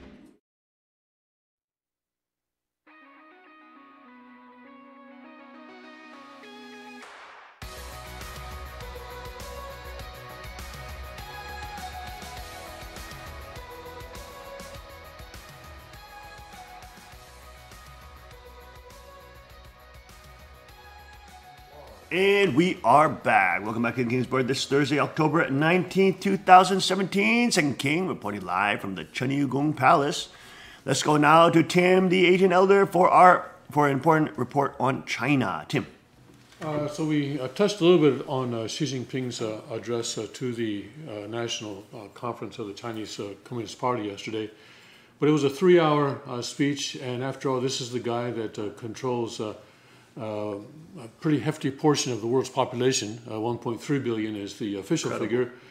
Probably more like 1.6 billion. But anyway, a pretty hefty, 1 out of every 5 people in the world, approximately. Isn't that God, it's unbelievable. And so I think we need to take a closer look. We'll probably be looking at this speech for months, maybe even years, as long as this guy is in his current position. Well, anyway, this is a Breitbart story that says that he debuted plans for the nation extending into 2050 that include extensive military buildup, economic hegemony, and sweeping victory against corruption, which is often interpreted as any dissenting thought within the party. And quote, "It is time for us to take center stage in the world and to make a greater contribution to humankind," unquote, as Xi declared, according to the BBC, as he welcomed over 2,000 Communist Party delegates to Beijing. He added a promise to turn China into a prosperous, strong, democratic, with Chinese characteristics, I'm sure, culturally advanced, harmonious, and beautiful country between 2035 and 2050. Prior to the opening of the Communist Party of China Congress, outside observers noted that Chinese state-run media had begun laying the groundwork for the debut of Xi Jinping thought, a new philosophy towards China's role in the world that would seek to centralize power to Xi's person and elevate him to greater status within the party. Experts already consider Xi one of the most powerful leaders in modern Chinese history, but reports in outlets like Reuters suggest Xi may be seeking to elevate his position to that of chairman, a title no president has held in decades. So that position has been vacant for decades. And to introduce a Xi Jinping thought doctrine into the Communist Party constitution, immortalizing him within the party. Xi appeared to avoid any specific power grabs in his speech, judging from extensive coverage in the state-run outlets, Global Times and Xinhua. Instead, Xi repeatedly called for a new era in Chinese history, one in which the communists could promise the Chinese people moderately prosperous society in all respects, and of moving on to all-out efforts to build a great modern socialist country.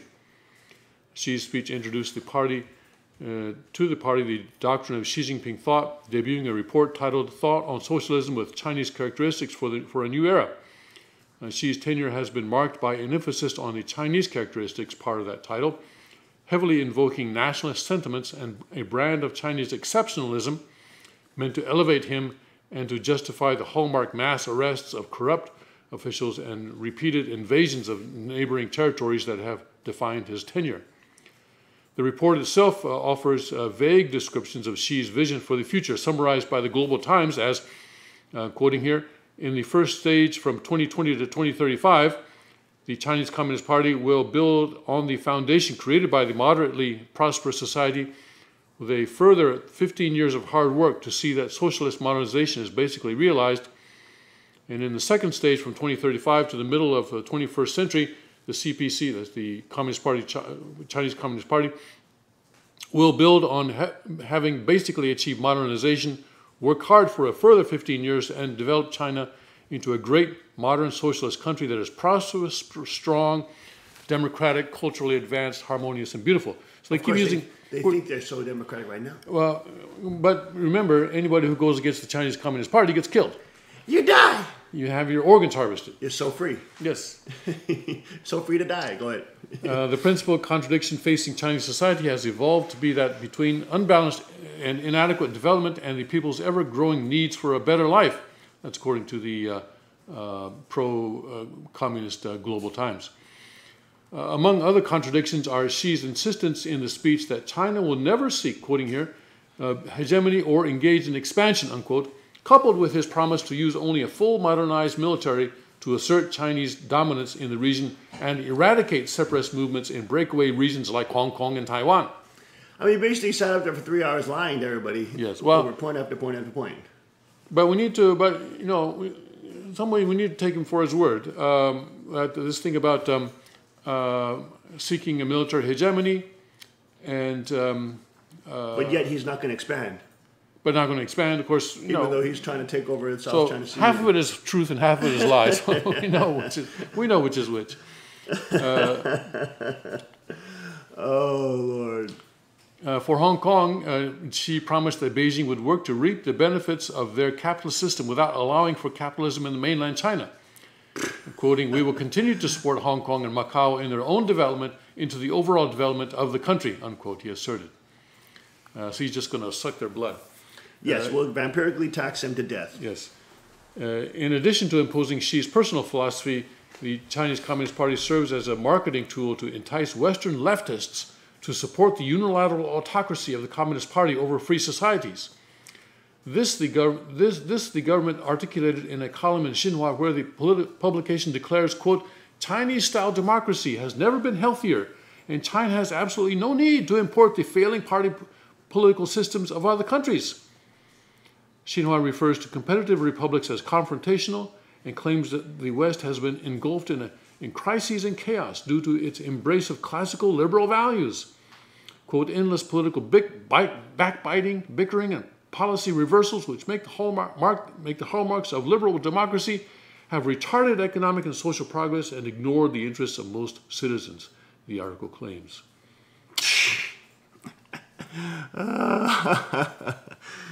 Oh my God. So isn't dictatorship wonderful? You don't have to make decisions. You just follow the party, and the party will take care of you. And nobody fights. And nobody fights. Because if you do, you die. Yes. Nobody has disagreements. Oh, there's peace and harmony. Ah, peace and harmony. Because if by ever chance you say that the tyrant is wrong, you did. And you better make sure you clap the prescribed amount of time and never ever fall asleep. Because if you do, you'll be executed. Yes. If you fall asleep during this 3-hour sleep, I'm sure no one did. Yes, but they're just such a stunning liberal democracy, too. Yes. So wonderful, exemplary model for the whole world to follow. Yes. There you go, folks. We'll be right back with more on the King's Report. Stay with us.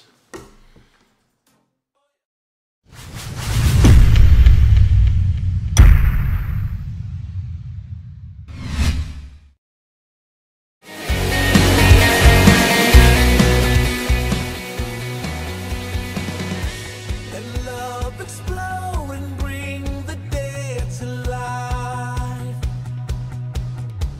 A love so bold to see a revolution somehow.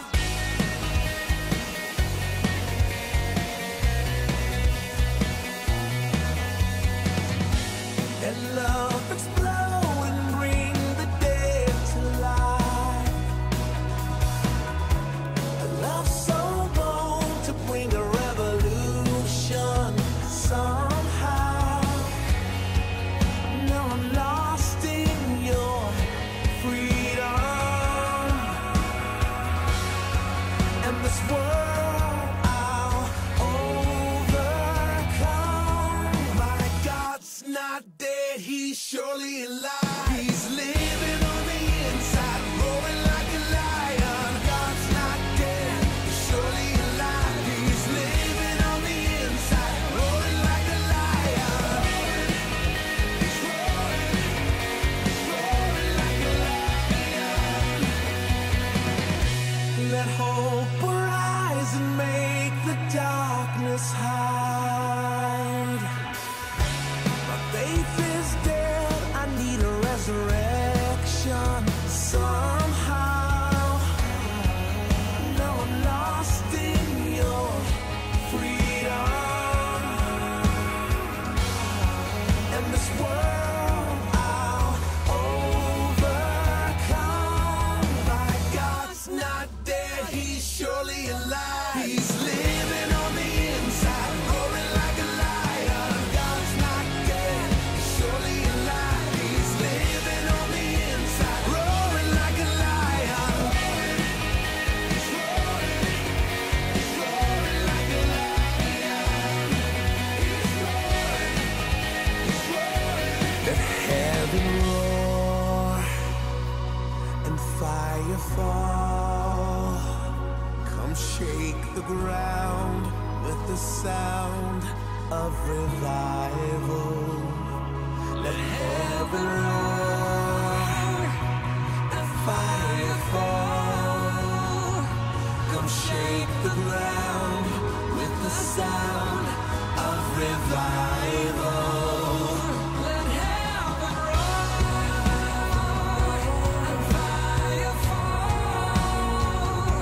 Come shake the ground with the sound of revival. God's not dead, he's surely alive. He's living on the inside, roaring like a lion. God's not dead, he's surely alive.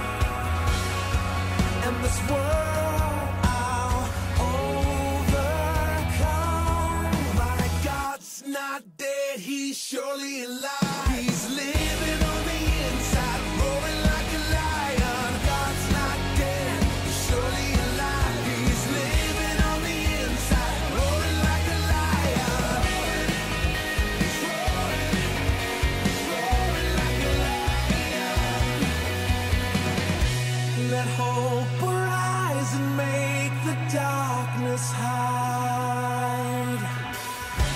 My faith is dead, I need a resurrection somehow.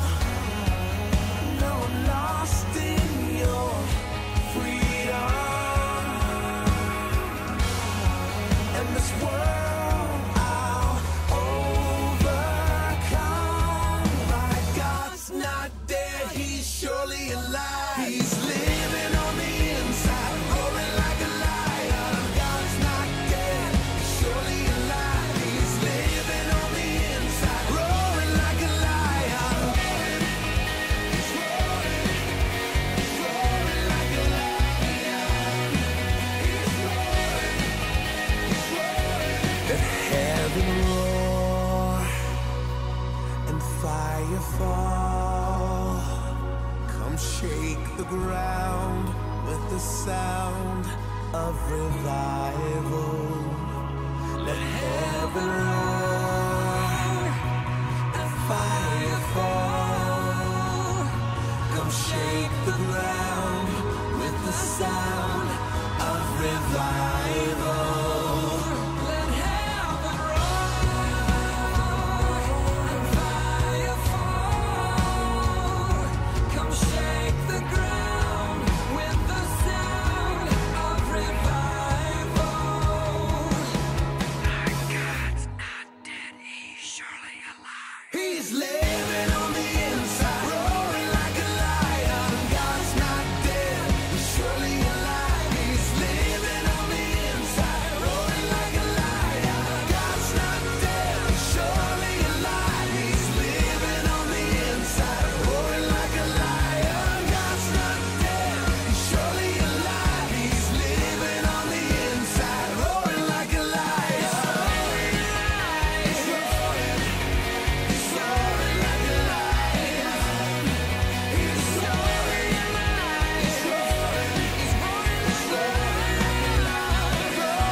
a lion.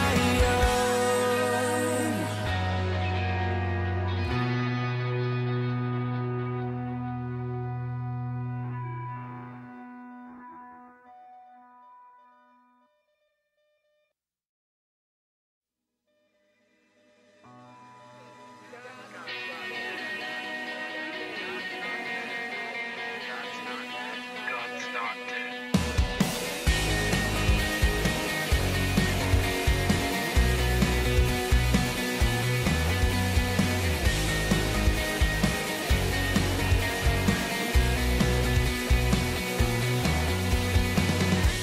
Let love explode and bring the dead to life.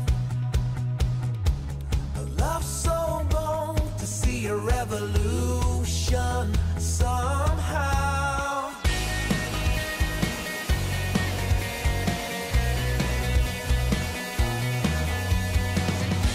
Let love explode and bring the dead to life. A love so bold to bring a revolution somehow.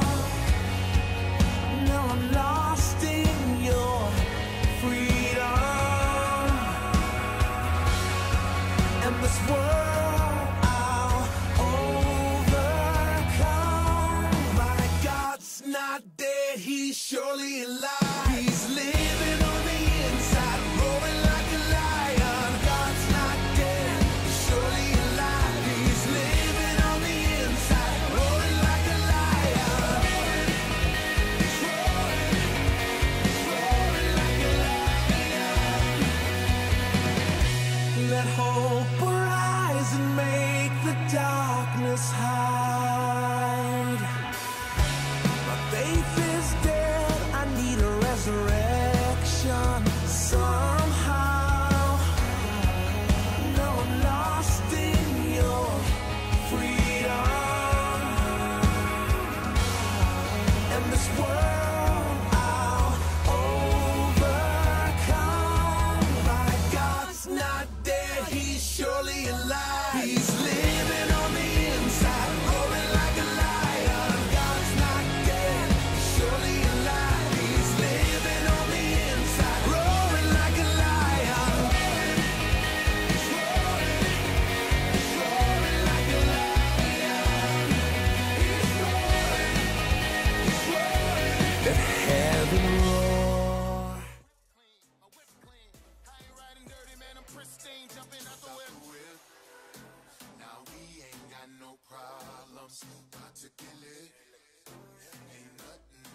stop us. They can feel it, but they all in the feelings. You can get it, tell them all that you get it. They can feel it. And we are back. Welcome back to Kings Report this Thursday, October 19, 2017. Second King reporting live from the Chunigung Palace. And today we are joined in studio with an amazing patriot, our amazing patriot, Tom Chief Burke, who is, of course, Green Beret. I can't say former because there's always, once a Green Beret, always a Green Beret, right? And special operations, you name it, he's done it all.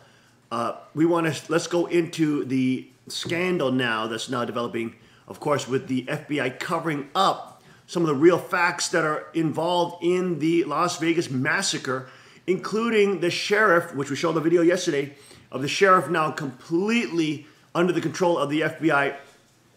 I guess the person in charge there, representing the FBI, who's looming over him, and you can see the body language of the chief. I mean, of the sheriff down there in Las Vegas, who was in the beginning saying, "Hey, this is probably connected to ISIS. We have to look into radicalization. Hey, there's no way this is done by one shooter."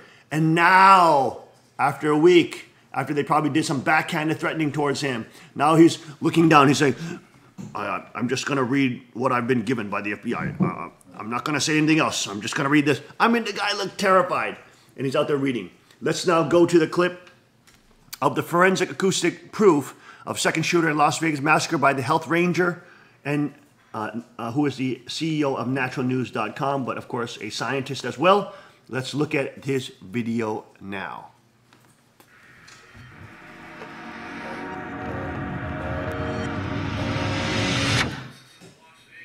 All right, welcome to Forensic Acoustic Analysis of the Las Vegas shooting. My name's Mike Adams, the Health Ranger. I am, of course, the Lab Science Director of CWC Labs, as well as an avid long-range target shooter. And so I have kind of a unique position to bring you this analysis. Now, for those of you who are watching from law enforcement or the FBI, I'm going to give you the location of the second shooter. And if you're like, "Whoa, what second shooter?" Just hold on. I'll walk you through it, okay? It's very simple. So this is forensic acoustic analysis. This is all based on downloaded video files from YouTube, extracting acoustic information and then analyzing that to pull out signal from the noise. And this is what I do in my laboratory, CWC Labs, all the time. We use mass spec instrumentation. We're doing, isotopic spread ratio analysis. We're doing organic chemistry. We're doing ICP-MS.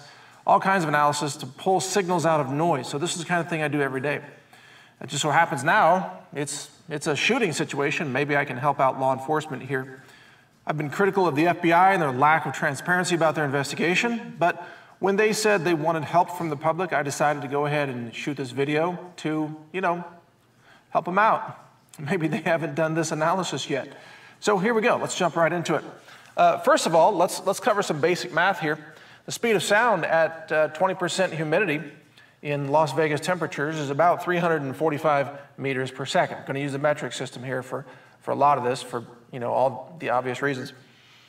The speed of a 55 grain .223 Remington round leaving the barrel rifle is approximately 975 meters per second initial velocity. Now, of course, those of us who are long-range shooters, we know that velocity drops off very, very quickly, according to a chart kind of like this. Velocity versus distance. So the farther the bullet flies, it loses velocity according to its ballistics coefficient, or BC, values. Now this is important to note. This is gonna make a lot of sense. Just hang in there. Bullets arrive first on the scene. If you're standing at ground zero, the bullets arrive and hit the ground before the sound arrives of the bullets being fired from the rifles. Why is that important to understand? Because in our analysis of the audio files, and this is like an audio waveform right here, in our analysis we have to understand that the bullets are hitting first and then the rifle report is happening after that. This is crucial to understand. The bullets, remember, traveling at 975 meters per second. The speed of sound is only 345 meters per second. So the bullets are traveling about 3 times the speed of sound when they leave the rifle barrel. And at these distances that we're talking about, which is typically less than 600 yards, I'll use a non-metric unit for that, the bullets remain supersonic. So they don't pass the transonic barrier and become subsonic velocity. So they never get slower than the speed of sound. Now, flight time is very, very important to understand here. Bullet flight time is how long the bullet takes to arrive at a certain distance. Now, because of the velocity of the bullet is dropping, according to a quadratic equation, the flight time is not a linear function, so you have to have a ballistics chart. I got mine from gundata.org. So the flight time to 400 yards, or roughly 366 meters, is 0.528 seconds for a .223 55-grain round fired from a 16.5-inch barrel. Now, that's about half a second, right? 0.528 seconds. We can agree that's about half a second. Now, let me ask you this question. A little homework for you. How long does it take the sound of the rifle shooting to travel that same distance, 366 meters? How long does that take? Well, you know here that the speed of sound is 345 meters per second. So you can instantly tell it's going to take more than 1 second for the sound of the rifle to arrive at the scene where the bullet actually struck the ground. In other words, the bullet strikes in half a second, but the sound arrives another half second later or thereabouts. So there's a gap. There's a difference between the time that the bullet strikes the ground versus the time that the report sound from the rifle reaches that same location. Again, see in blue here, bullets arrive first. This is crucial to our investigation. This is the forensic acoustic analysis that will give us the range of the shooter, as I'll explain. So keep following along here, please.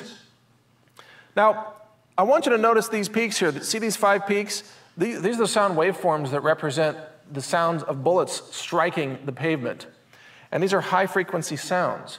If you listen to all the audio recordings, you'll see that these sound high frequency. They have a lot of high-frequency sound waves in them. These, on the other hand, these are the sound waves of the reports from the rifle in the distance arriving after the bullets have arrived. These reports have a lower frequency sound. That's what these notes are about. High-frequency sound spectra associated with the pavement hits, low-frequency sound spectra associated with the rifle reports from the distance. In other words, the gunshot sounds from the distance.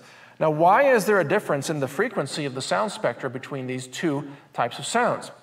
The answer has to do with the transmission of sound frequencies through the medium of air. And as this chart shows, frequency versus sound transmission is an inverse relationship. So the lower your frequency, in other words, low, dull sounds, have very high transmission over long distances because obviously they involve longer wavelengths.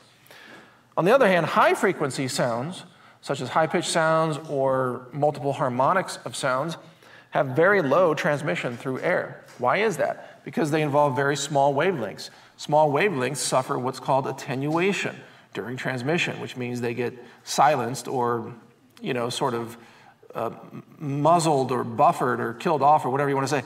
They get reduced as it travels through the air. And this is why if you hear gunshots in the distance, they are always low thumping sounds. They're not high frequency sounds. In fact, soldiers throughout the Vietnam War, and World War I and II, and even modern warfare, they know that you can kind of gauge the distance of gunfire based on the frequency spectra that you're receiving in your ear. You can take a guess at how far that is away. It's not an accurate guess, and we're not relying on that, but I'm just pointing that out to you so you understand the physics. Now, I want you to listen to, I'm going to show you and play you some sounds here. So here's a combination of gunfire hitting the pavement. This is from the Las Vegas shooting. Here's the gunfire hitting the pavement, followed by the rifle reports from the distance. Here's what that sounds like. Now I'm going to play for you just the sound of rifle rounds hitting the pavement. I want you to notice the high frequency sounds in that sound. Here's what that sounds like. Hear that? Now I want you to hear what it sounds like, the distant rifle reports arriving to your ear or to your recording device from a long ways away. Here's what that sounds like. Notice that it's a more low frequency sound.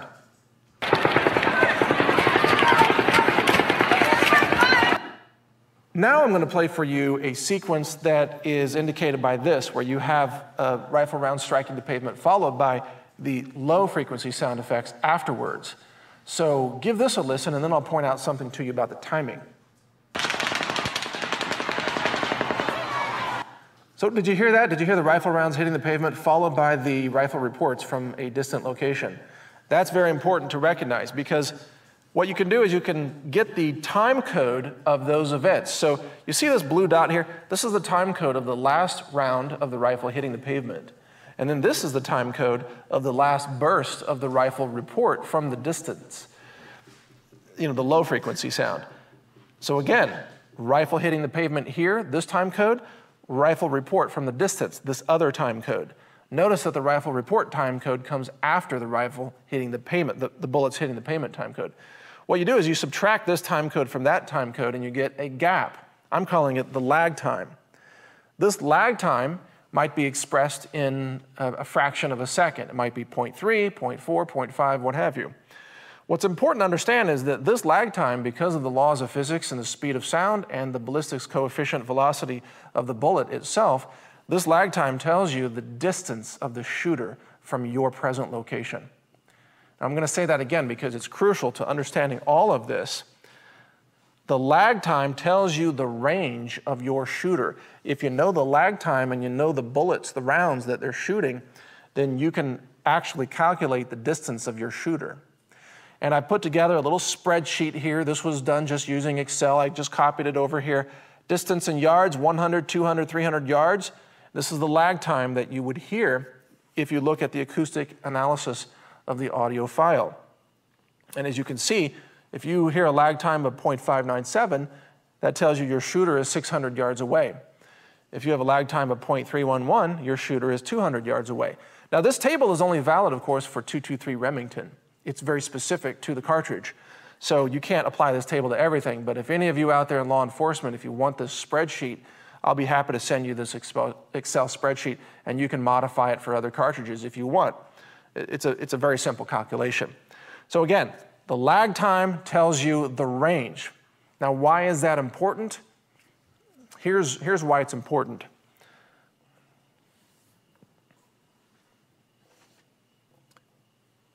Because the forensic acoustic analysis of the audio file shows that there are two shooters, not just one. Two shooters.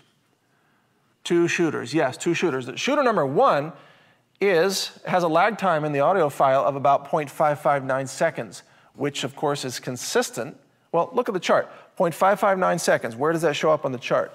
0.559 is between 400 and 500 yards, see? Here it is. It's about 450 or 425 yards, what have you. What is that? Oh, that's the distance of Mandalay Bay, isn't it? So we know we have one shooter at a distance of 425 to 450, maybe 475 yards at the high end. That's consistent with a shooter at Mandalay Bay. Now, of course, we can't tell the height, what floor they're on from the acoustic analysis, but we can tell the range because of what I just showed you on the other side of this board. So we know, we have confirmation through this acoustic forensic analysis method that there is a shooter at 425 to 450 yards. But we also have another shooter that shows up in this acoustic analysis. This is the bombshell breaking news. Shooter number two appears throughout the audio files, and shooter number two has a lag time of 0.374 seconds. 0.374 is, on this chart, go back here, 0.374 is between here and here, so it's between 200 and 300 yards. So we have a second shooter at between 200 and 300 yards. That second shooter happens to be around 250 yards away from where these recordings are being recorded. Now what's interesting is that this is intermixed in with shooter number one. So you hear some, if you look at the audio file and you do a very detailed forensic analysis as I have done, shooter number one, their rounds are there, but shooter number two, their rounds are also there mixed in. Now you can't hear the difference just with your human ear. Why? Because the time differences are so slight. We're talking about 0.559 seconds versus 0.374 seconds. What is that difference? Like 0.18 something. That is not, like you can't hear 0.18 seconds difference just with the human ear. You have to take the waveforms and you have to plot them in software and you have to take the time signatures, the time codes, and do the math. And only then can you really tell the distance of the shooter. But that's what I did. And that's why this is called a forensic acoustic analysis, because this is the method. This is how you determine it. And this is based on the laws of physics, the speed of sound in air, and the ballistics of the actual cartridge that was fired. So we know that shooter number 1 in the Mandalay Bay, he doesn't have magical wizard powers. He can't make his bullets arrive more quickly to make them emulate 0.374 seconds, right? Would you agree with that, that Stephen Paddock, a 64-year-old retired accountant, isn't Gandalf? Like, he doesn't have magical powers, right? I hope you agree with me on that. So that means these rounds have to have been fired by someone else, because the rounds from Stephen Paddock arrive 0.559 seconds later. The report arrives 0.559 seconds after the rounds arrive, whereas this other shooter, the report arrives 0.374 seconds later. Now, what does this tell you about where the second shooter is located? Take a look at this map. This is a top-down map. This is Mandalay Bay. This is the concert venue, and that's the epicenter right there, kind of ground zero. And this is the Luxor Hotel. This is the Roman Catholic Shrine, and so on. Now, this blue, I'm going to use these blue dots here, this margin, this dotted line sort of circumference here, this is a radius of 250 yards roughly away from ground zero. What it means is our second shooter has to be located in these blue dots in order for the laws of physics to hold true. Make sense? Now, if I were leading this investigation, I would look at what buildings and possible shooting locations intersect with this blue area that's 250 to 260, maybe 270 yards away. And if you do that, you come up with 3 very interesting answers. Number 1, the rooftop of the AM/PM convenience store on the north side of the venue. A shooter could be on that rooftop and could fire due south into the crowd from an elevated position. That's what this screenshot shows you from Google Maps. Second location, Oasis Apartments, the northwest corner building of Oasis Apartments, located on the southeast side of the venue. Could fire to the northwest, also from an elevated position, and hit the crowd. And that's what this 3D view screenshot shows you. Third location, elevated dirt mound in the construction site located south of the concert venue with a very clear unobstructed view to the north from an elevated position. Now, I don't know if there's actually a big dirt mound still there. That's what Google Maps showed me. Maybe it's different now. Maybe there's been more construction there, but at least from what I saw on Google Maps, there was quite an elevated dirt mound there that could make an excellent shooting position from the prone position. So the first question I have for the FBI is, have you gone around to these buildings and have you looked for brass and have you looked for evidence that shots were fired from those positions? And if not, why not? I mean, I'm just a civilian. I'm just a guy, a scientist. I put this together in about 3 hours using no taxpayer money on a Sunday afternoon, just because I found it an intriguing little problem to solve. Why isn't the FBI using this to go look for the second shooter? Now, even better, the FBI can actually pinpoint the location of the second shooter using the following method. FBI can triangulate, and here's how they can do that. All they gotta do, I'll use these, all they gotta do is go out and find the location of every video that was shot, that was recorded, find those locations, map them on here, and then use the acoustic analysis, get the lag times, compare that to this chart to get the distances of the shooter, draw circles at that radius. On the map here, you draw multiple circles around each video that was taken, and then where those circles intersect, wherever they intersect like this, that's where your shooter is. And there will be multiple intersections, but you can investigate those, or you might get patterns of overlaid intersections if you map 10 videos or 10 recordings. So the FBI can use this method and this chart to identify almost exactly the location of the second shooter. And I've just basically spelled it out. This is how you do it.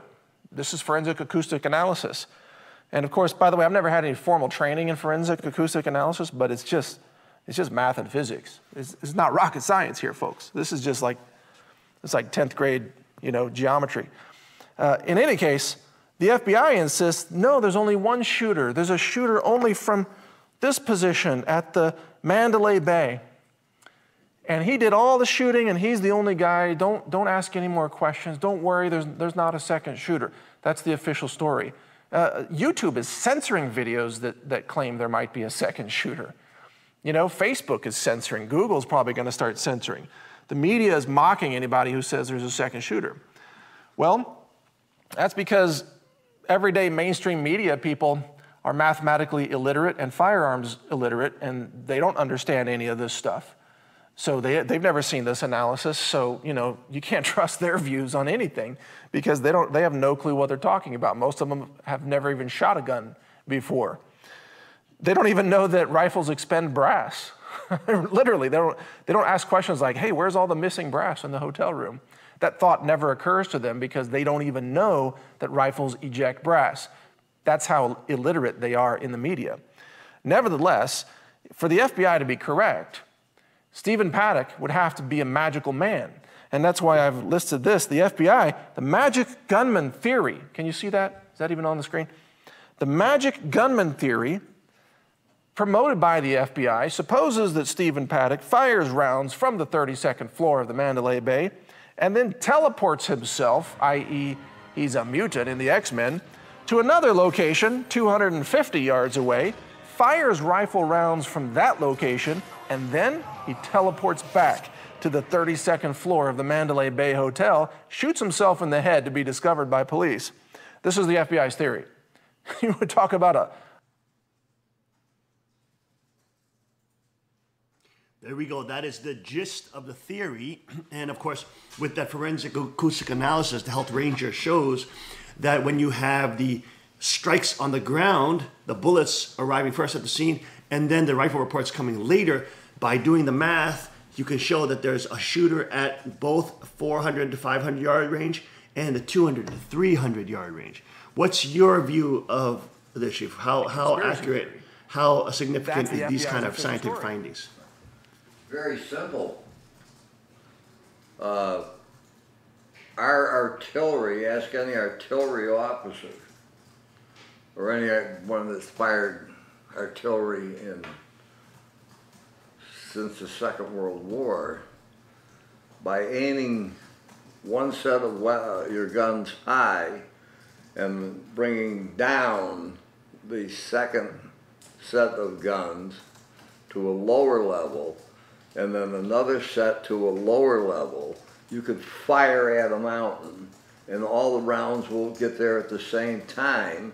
This was proven when the president, God bless him, authorized the shooting of those missiles for the poison gas, that all those Tomahawk missiles came in and hit at the same time because they were fired at different angles. Mm-hmm. And you can go out with a baseball bat and hit the ball on different lines to get the balls all to land at the same time. So that's why the second time frame between firing the weapon at 400 yards, 500 yards, and the weapon at 200 yards, 300 yards, you were able to interblend the sound of the firing of the weapon, the sound of the speed of the sound following the bullets, which is 3 times, just like he said. And this fellow knows what he's talking about.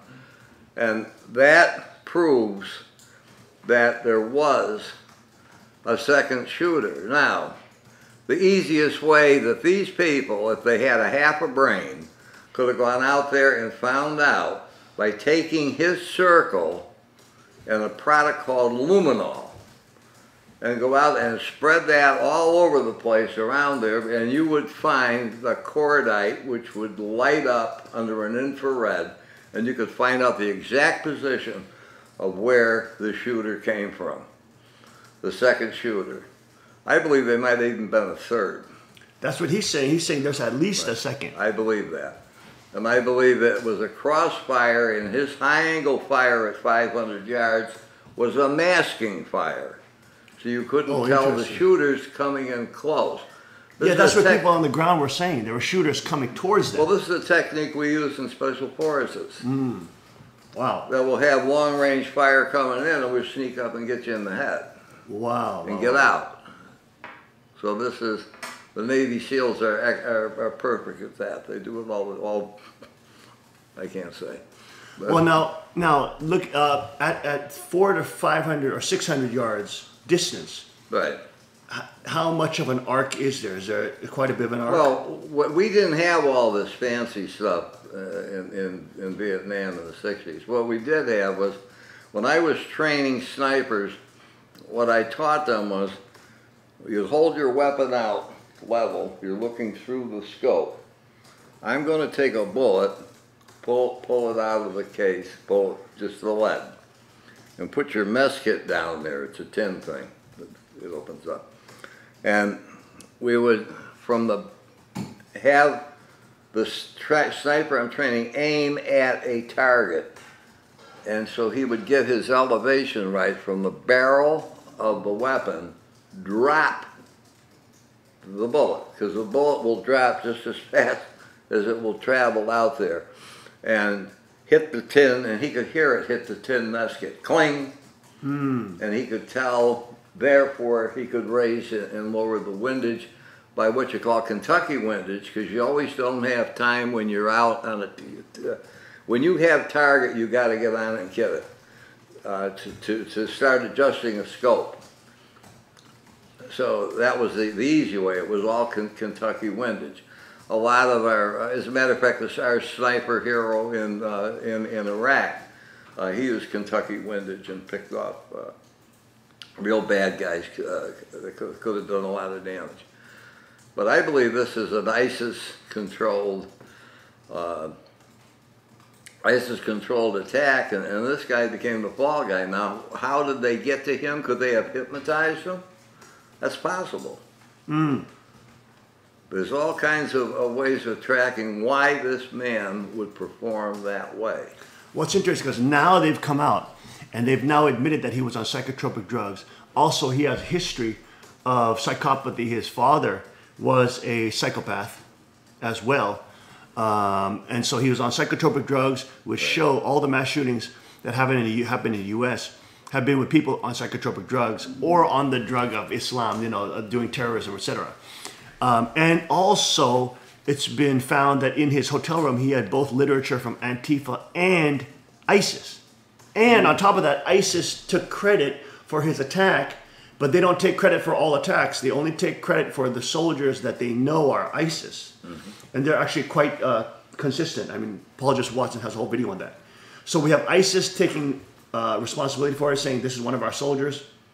We have now CNN reporting that this guy has been in the Middle East. He was reporting, in the beginning they were saying he's never been in the Middle East, there's no ties to the Middle East. No, it's now come out he's been on multiple cruises to the Middle East. His girlfriend is a Filipino who's also a Muslim who was in the Middle East as well. He went to Jordan, he went to United Arab Emirates. He has connections to the Middle East. He has an interest in Islam. They found Islamic propaganda in his thing. Even the sources in the White House through alternative media like Cernovich and Jack Posobiec has come out saying that they've seen the video where he is pledging allegiance to ISIS principles. Okay, and then he's just opening fire. It wouldn't make any sense. He's a Caucasian 65-year-old accountant, okay, who is, quote, if he's gonna be killing, if he's a racist, a white racist, which they're trying to say he's a white supremacist, he's a white racist, and he wants to destroy America. Why would he be shooting country music folks? They're predominantly white. They're predominantly conservative. So they were saying in the beginning, when they had no info, CNN and all mainstream news was saying, well, he's a conservative gun owner hunter. Why would he be shooting country music people? They're conservative gun owning hunters. Right. That's crazy. It's so insane. And so now the information is coming out. The story keeps on changing. The FBI report keeps on changing. They're now saying that there was shooting inside the hotel 6 minutes before. That's breaking by Jesus, a employee of the Mandalay Bay, who has now come out saying, no, they're shooting 6 minutes before. He was shooting at us. We were on the 32nd floor. The guy was shooting at us. And then 6 minutes later, he went and shot up the crowd. Okay, so now the story's all changing. The sheriff has now changed his story multiple times now. The sheriff in the beginning was saying there's definitely more than one shooter. No way one person did this. And there's also, the sheriff was saying, potential radicalization that we have to look into. Now the FBI swoops in, and now all that shuts up. Now the sheriff shuts up about it and says, I'm just going to read the narrative the FBI gives. I'm not going to say anything further to the media. Very strange behavior. Well, it's when you're planning an attack like that, where you want to take out a lot of people, I would first illumine any religious, like you said, mentioned there's a Catholic shrine there. I would definitely illumine all that, because they would get their jollies off shooting people from any Christian religious thing, whether people agree with the religions or they don't. They would just, that would be their way, because they want to wipe out Christianity. They have a war on Christianity. The illumine all that, I would look for that. There has got to be other people that know what's going on. It's similar to when President Kennedy was assassinated. Why did Jack Ruby's place, who shot and killed the shooter, the one they blamed anyway, why would his nightclub have imported all these girls from Chicago, the strippers, when you have plenty of good-looking ladies down in Texas that, and why was just they came in for that one thing? And nobody questioned them. I talked with Senator Arlen Specter when we dragged them up here to try to help the dairy farmers in Pennsylvania, because the dairy farmers weren't making enough money on milk to pay their feed bill. And he was in charge of that committee. And I asked him, because we gave him a gift and for coming up. It's a custom with American Indians to give people gifts. And what happened was when he opened, the Secret Service opened the box, they all ducked. They thought I was giving them a bomb. I mean, they checked me out first, and they found out I was a demolition expert. And, but anyway, I got to talk to him, and I asked him that question. I said, why didn't anyone examine? Because those girls from Chicago work for Giacana. And why would they go down to Texas to strippers when they had his nightclub? And now why did I bring that up? Because the Secret Service, that's where they spent the night getting drunk in there. And they didn't protect the president. Right. But these women were brought in. Did they drug the agents? So that question is always going to be there. Well, it's interesting. Even with the Kennedy assassination, my brother Justin showed the truth about the Kennedy assassination and a documentary about that. And what they found is even with the bullets that hit his head and body, they're changing direction. Right. And the actual report from the federal government said the bullet literally had a change of direction. They were saying, they were trying to claim that the bullet changed direction inside the president, because he was shot from two different sides. And it was like, what they released from the federal government was unbelievable. I'm not an expert on that whole issue, but the video that he showed broke it down, showed the actual government press releases that they made, and then the actual, the coroner's report of the different entry passages into Kennedy. And they're at totally different angles. There's not one shooter there. But in any case, the point is that the Secret Service and the FBI, ever since the CIA's creation in 1946, with not only MK Ultra, that's of course a CIA plan where they're, messing with people's brains from, veterans especially.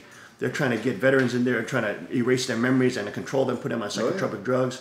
I mean, not only that, but with Operation Paperclip, they were bringing in the Nazis into America because there was a whole race of trying to buy these Nazis off after they were defeated to get all these scientists. And the justification was, hey, we got to get these people in America because otherwise our enemy's going to get them.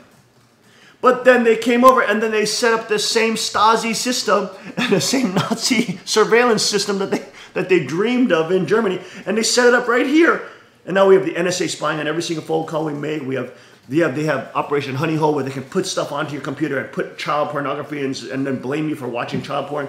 They can do whatever they want. They have a super surveillance grid on every American citizen in America living today. That's scary. And of course, this is the same group of people that lied to us about WMDs in Iraq. They lied to us about 9/11. They lied to us about every single which thing. And now they're coming out, changing the sheriff's own story. Guys, pull up those clips on the sheriff of Las Vegas, LVPD. And you can see the sheriff is changing his story ever since the FBI came in and took over.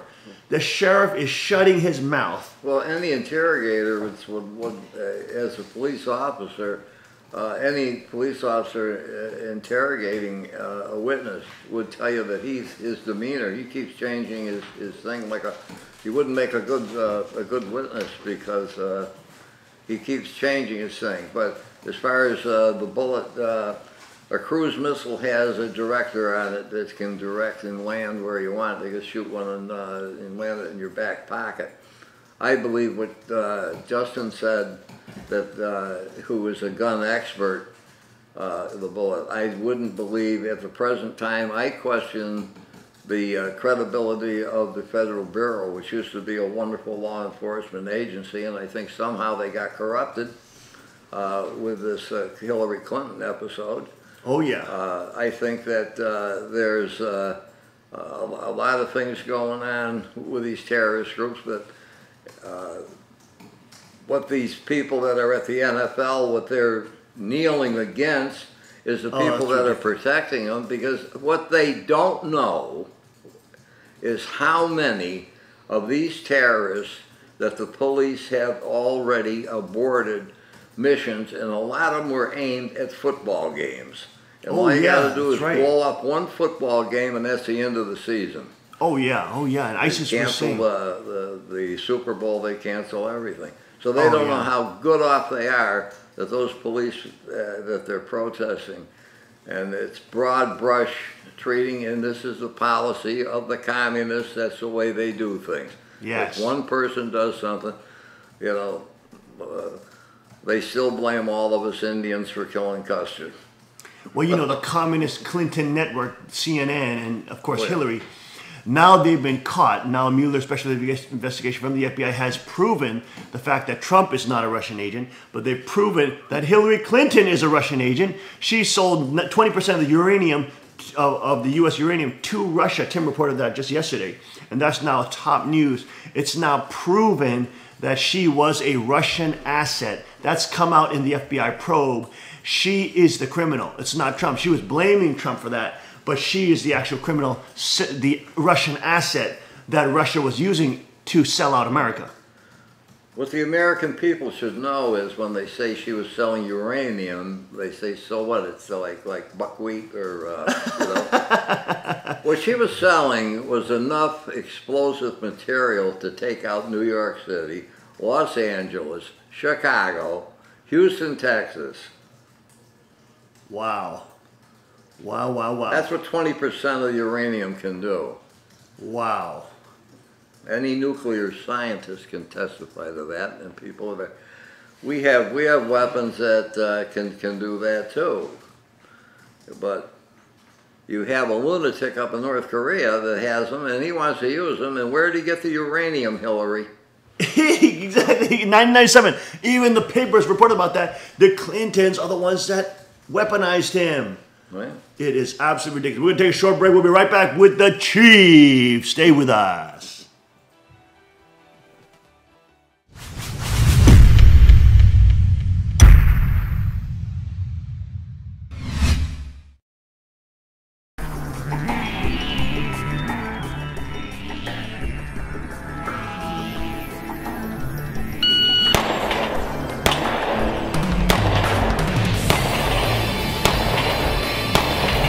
658.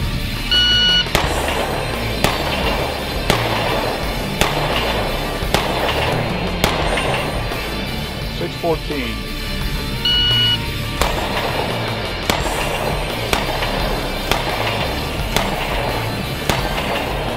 646.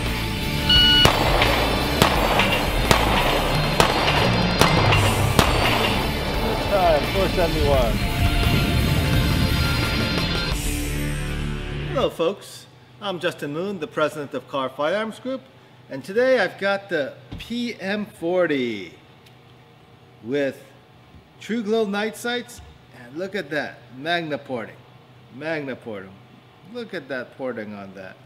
This is our standard PM40 with the day sights, but now this model with the Magna porting and the True Glow night sights. What a difference.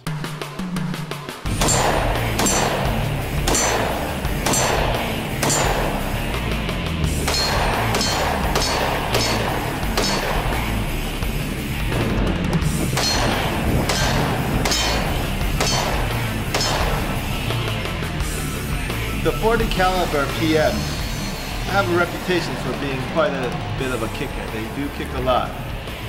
And so we put the Magna porting on these PM40s, and boy, what a difference does that make. It really makes this PM40 shoot a lot softer, reduces the muzzle flip, the recoil comes straight back into you, and becomes a very manageable pistol.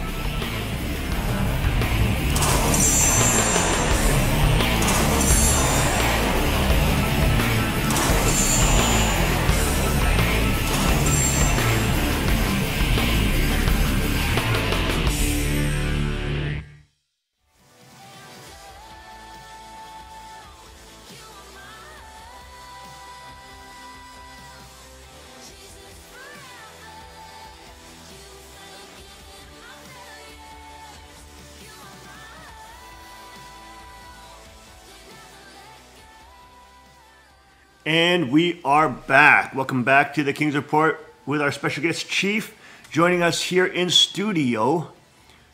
Let's look at some of this reverse speech from Stephen Paddock, the brother of Las Vegas gunman here. Let's see if this is the video that we're talking about. I could have done, I would have done it.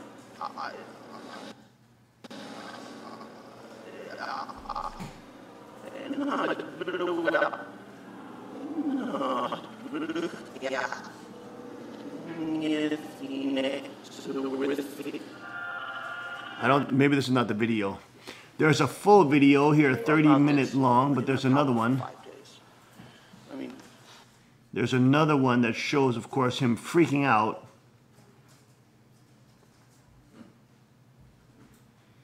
All right, let's first cue that first video that we're looking at with the sheriff changing his story. Let's go to that video.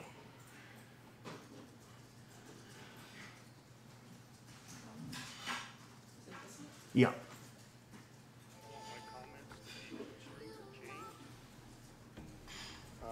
So I wanted to ensure the accuracy of that.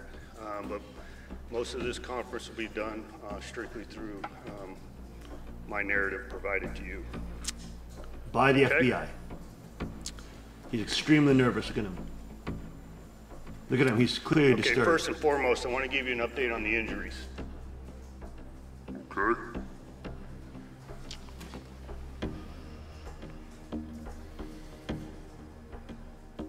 Ladies and gentlemen, we know there is a cover-up taking place in Las Vegas, Nevada, concerning the tragic massacre of October 1st, 2017 that left 59 people dead and hundreds of others wounded.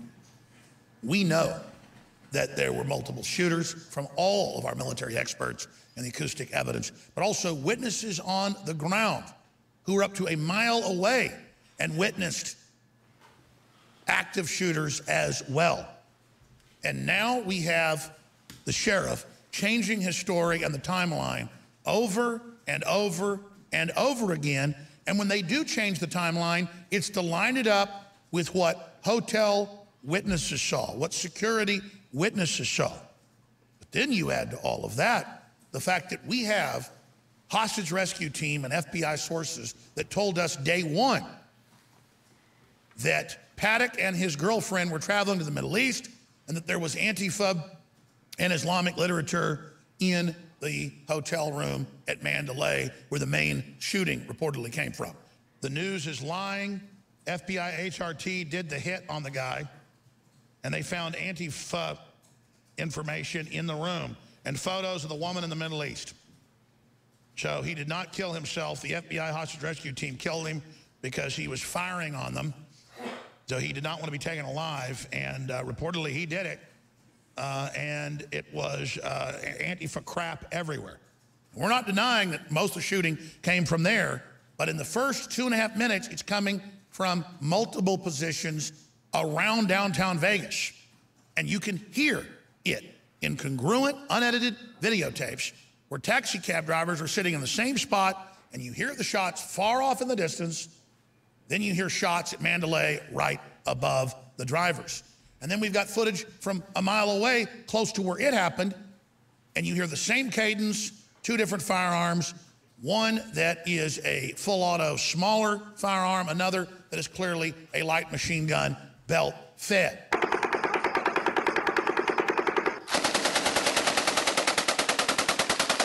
The experts, including federal law enforcement and former high-level Navy SEALs, have come on this broadcast who testify in federal court on acoustics and have testified that it is completely clear what's going on. Craig Sawyer, a former leader with SEAL Team 6, who hosts major shows on Discovery Channel, has broken it down. But the biggest evidence yet is blaring out in plain view, and that's the sheriff himself, Joe Lombardo. The night it happened, he was cool, collected, and focused.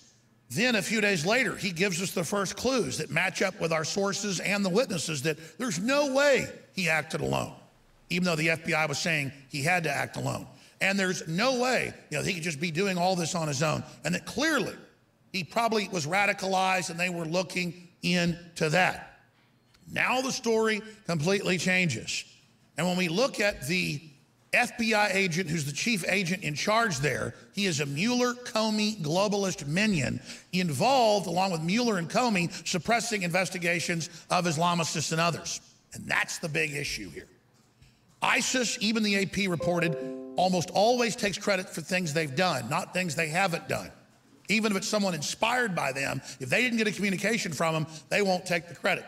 They took credit day one for this and have continued to take credit. But within hours of the tragic event, before the bodies were even cold, the FBI came out and said no Islamic connection, no ISIS connection, and only one shooter. As this event unfolds, we have determined to this point no connection with an international terrorist group. As this investigation continues, we will continue to work with our partners to ensure that this is factually, thoroughly, and absolutely investigated to be able to bring comfort and peace back to this community. Thank you. How could they know that before the investigation had even been performed? And finally, the body language of Sheriff Lombardo. There is almost no one on Infowars.com or Newswars.com or on YouTube. We're getting 97, 98% votes on these videos. Even our detractors who normally disagree with us are saying, absolutely, there's multiple guns. And that sheriff is acting completely and totally freaked out, running scared, deer in the headlights, stammering, looking down. We've gone back to previous press conferences. He didn't act like this. And you've got that FBI agent that our federal sources have told us is bad news, in charge, standing behind him, Rouse, glaring and glaring and glaring. We don't know the full story. And we don't have all the answers.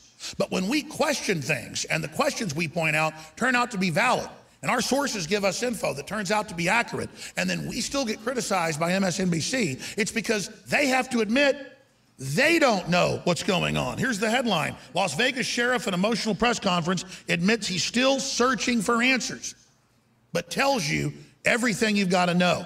There's no collusion between us and the FBI. There's no conspiracy theory here.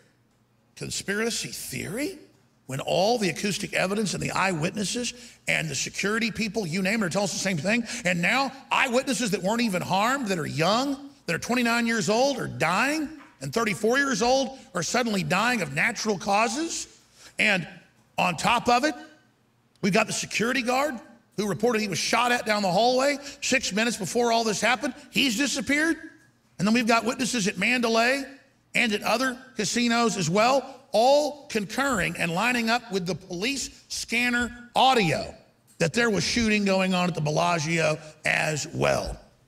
Ladies and gentlemen, this is the cover-up. This story is falling apart.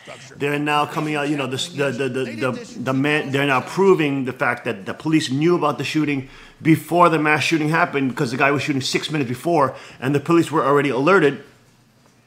Here is a previous video showing the brother of Stephen Paddock completely doing a slip up. And he has a slip up, and he's like, he's saying, my brother was an arms. Oh, he slips up. He was about to say my brother was an arms dealer, because inside the hotel, Stephen Paddock also put all these cameras up. Why would he put cameras up about, you know, when he's about to shoot up a whole crowd? Why would he put cameras up of himself? Cameras are usually saying that in the arms deals that they're making illegal arms trades. He had 23 weapons up there that he wanted to, you know, trade or something, and that arms deal potentially was happening, and that's why he had those cameras there, just to make sure that everything went down well. And the brother almost slipped and said that he was an arms dealer, and stopped himself and tried to make up something, you know, try to cover his tracks. Here's that clip. I mean, my brother did this. This is like it was done, you know, like he shot us. I mean, if he'd have killed my kids, I couldn't be more... This guy's the worst actor. I mean, it doesn't... There's nothing. Of course Steve did this all by himself. This is 100% Steve did this by himself. People can't seem to cope with that either. But Steve was a highly intelligent, highly successful person. He could have done anything he wanted to do. And he did. He made himself wealthy. He made us wealthy. He was a very successful person. He gambled for 20 plus years successfully. It's like a job to him. He did it mathematically.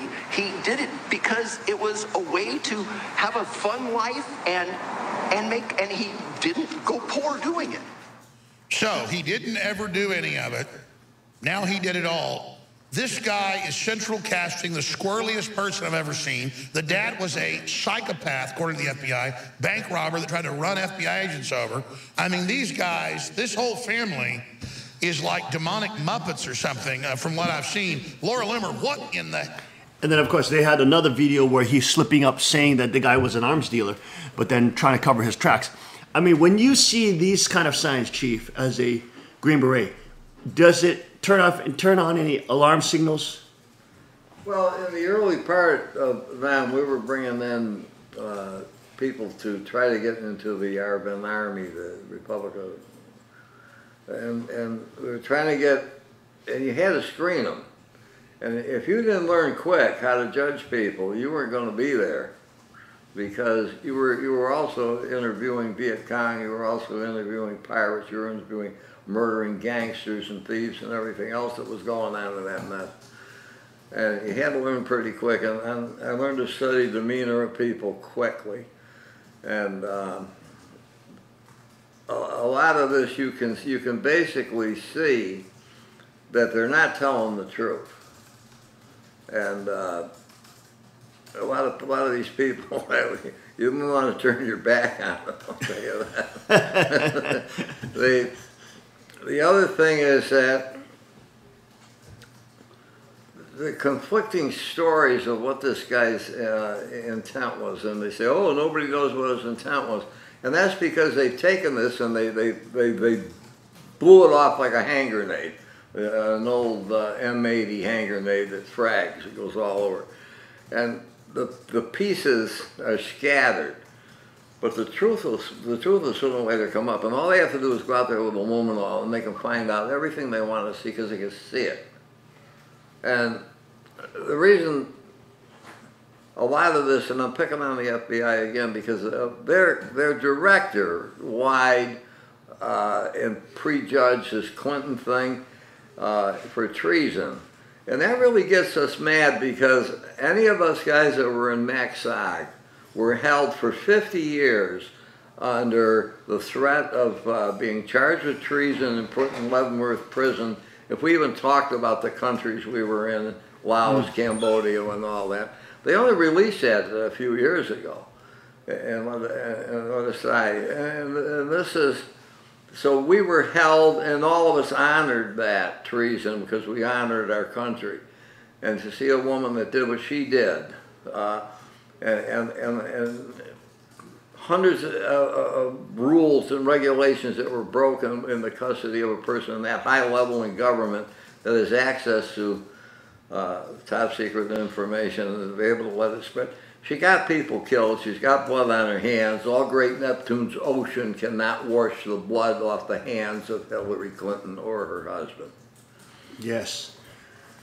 Wow, wow, wow, wow. Powerful words by Chief. Thank you so much, Chief, for your breakdown today, and especially looking at the acoustic evidence and the different, you know, all the evidence surrounding now the FBI story really unraveling, falling apart, changing by the day. They can't get their story straight. Their narrative keeps on spinning off into oblivion as more and more evidence comes out to the opposite of the fact that this guy is definitely connected to Islamic literature, terrorism, connected to the Middle East, traveling there, his girlfriend, a Muslim from Philippines, his dad, a psychopath, his brother clearly having lines to read by the FBI, the sheriff constantly changing his story, and the fact that now you have the man in the hotel who called the police and who was, of course, alerting security 6 minutes before the shooting happened.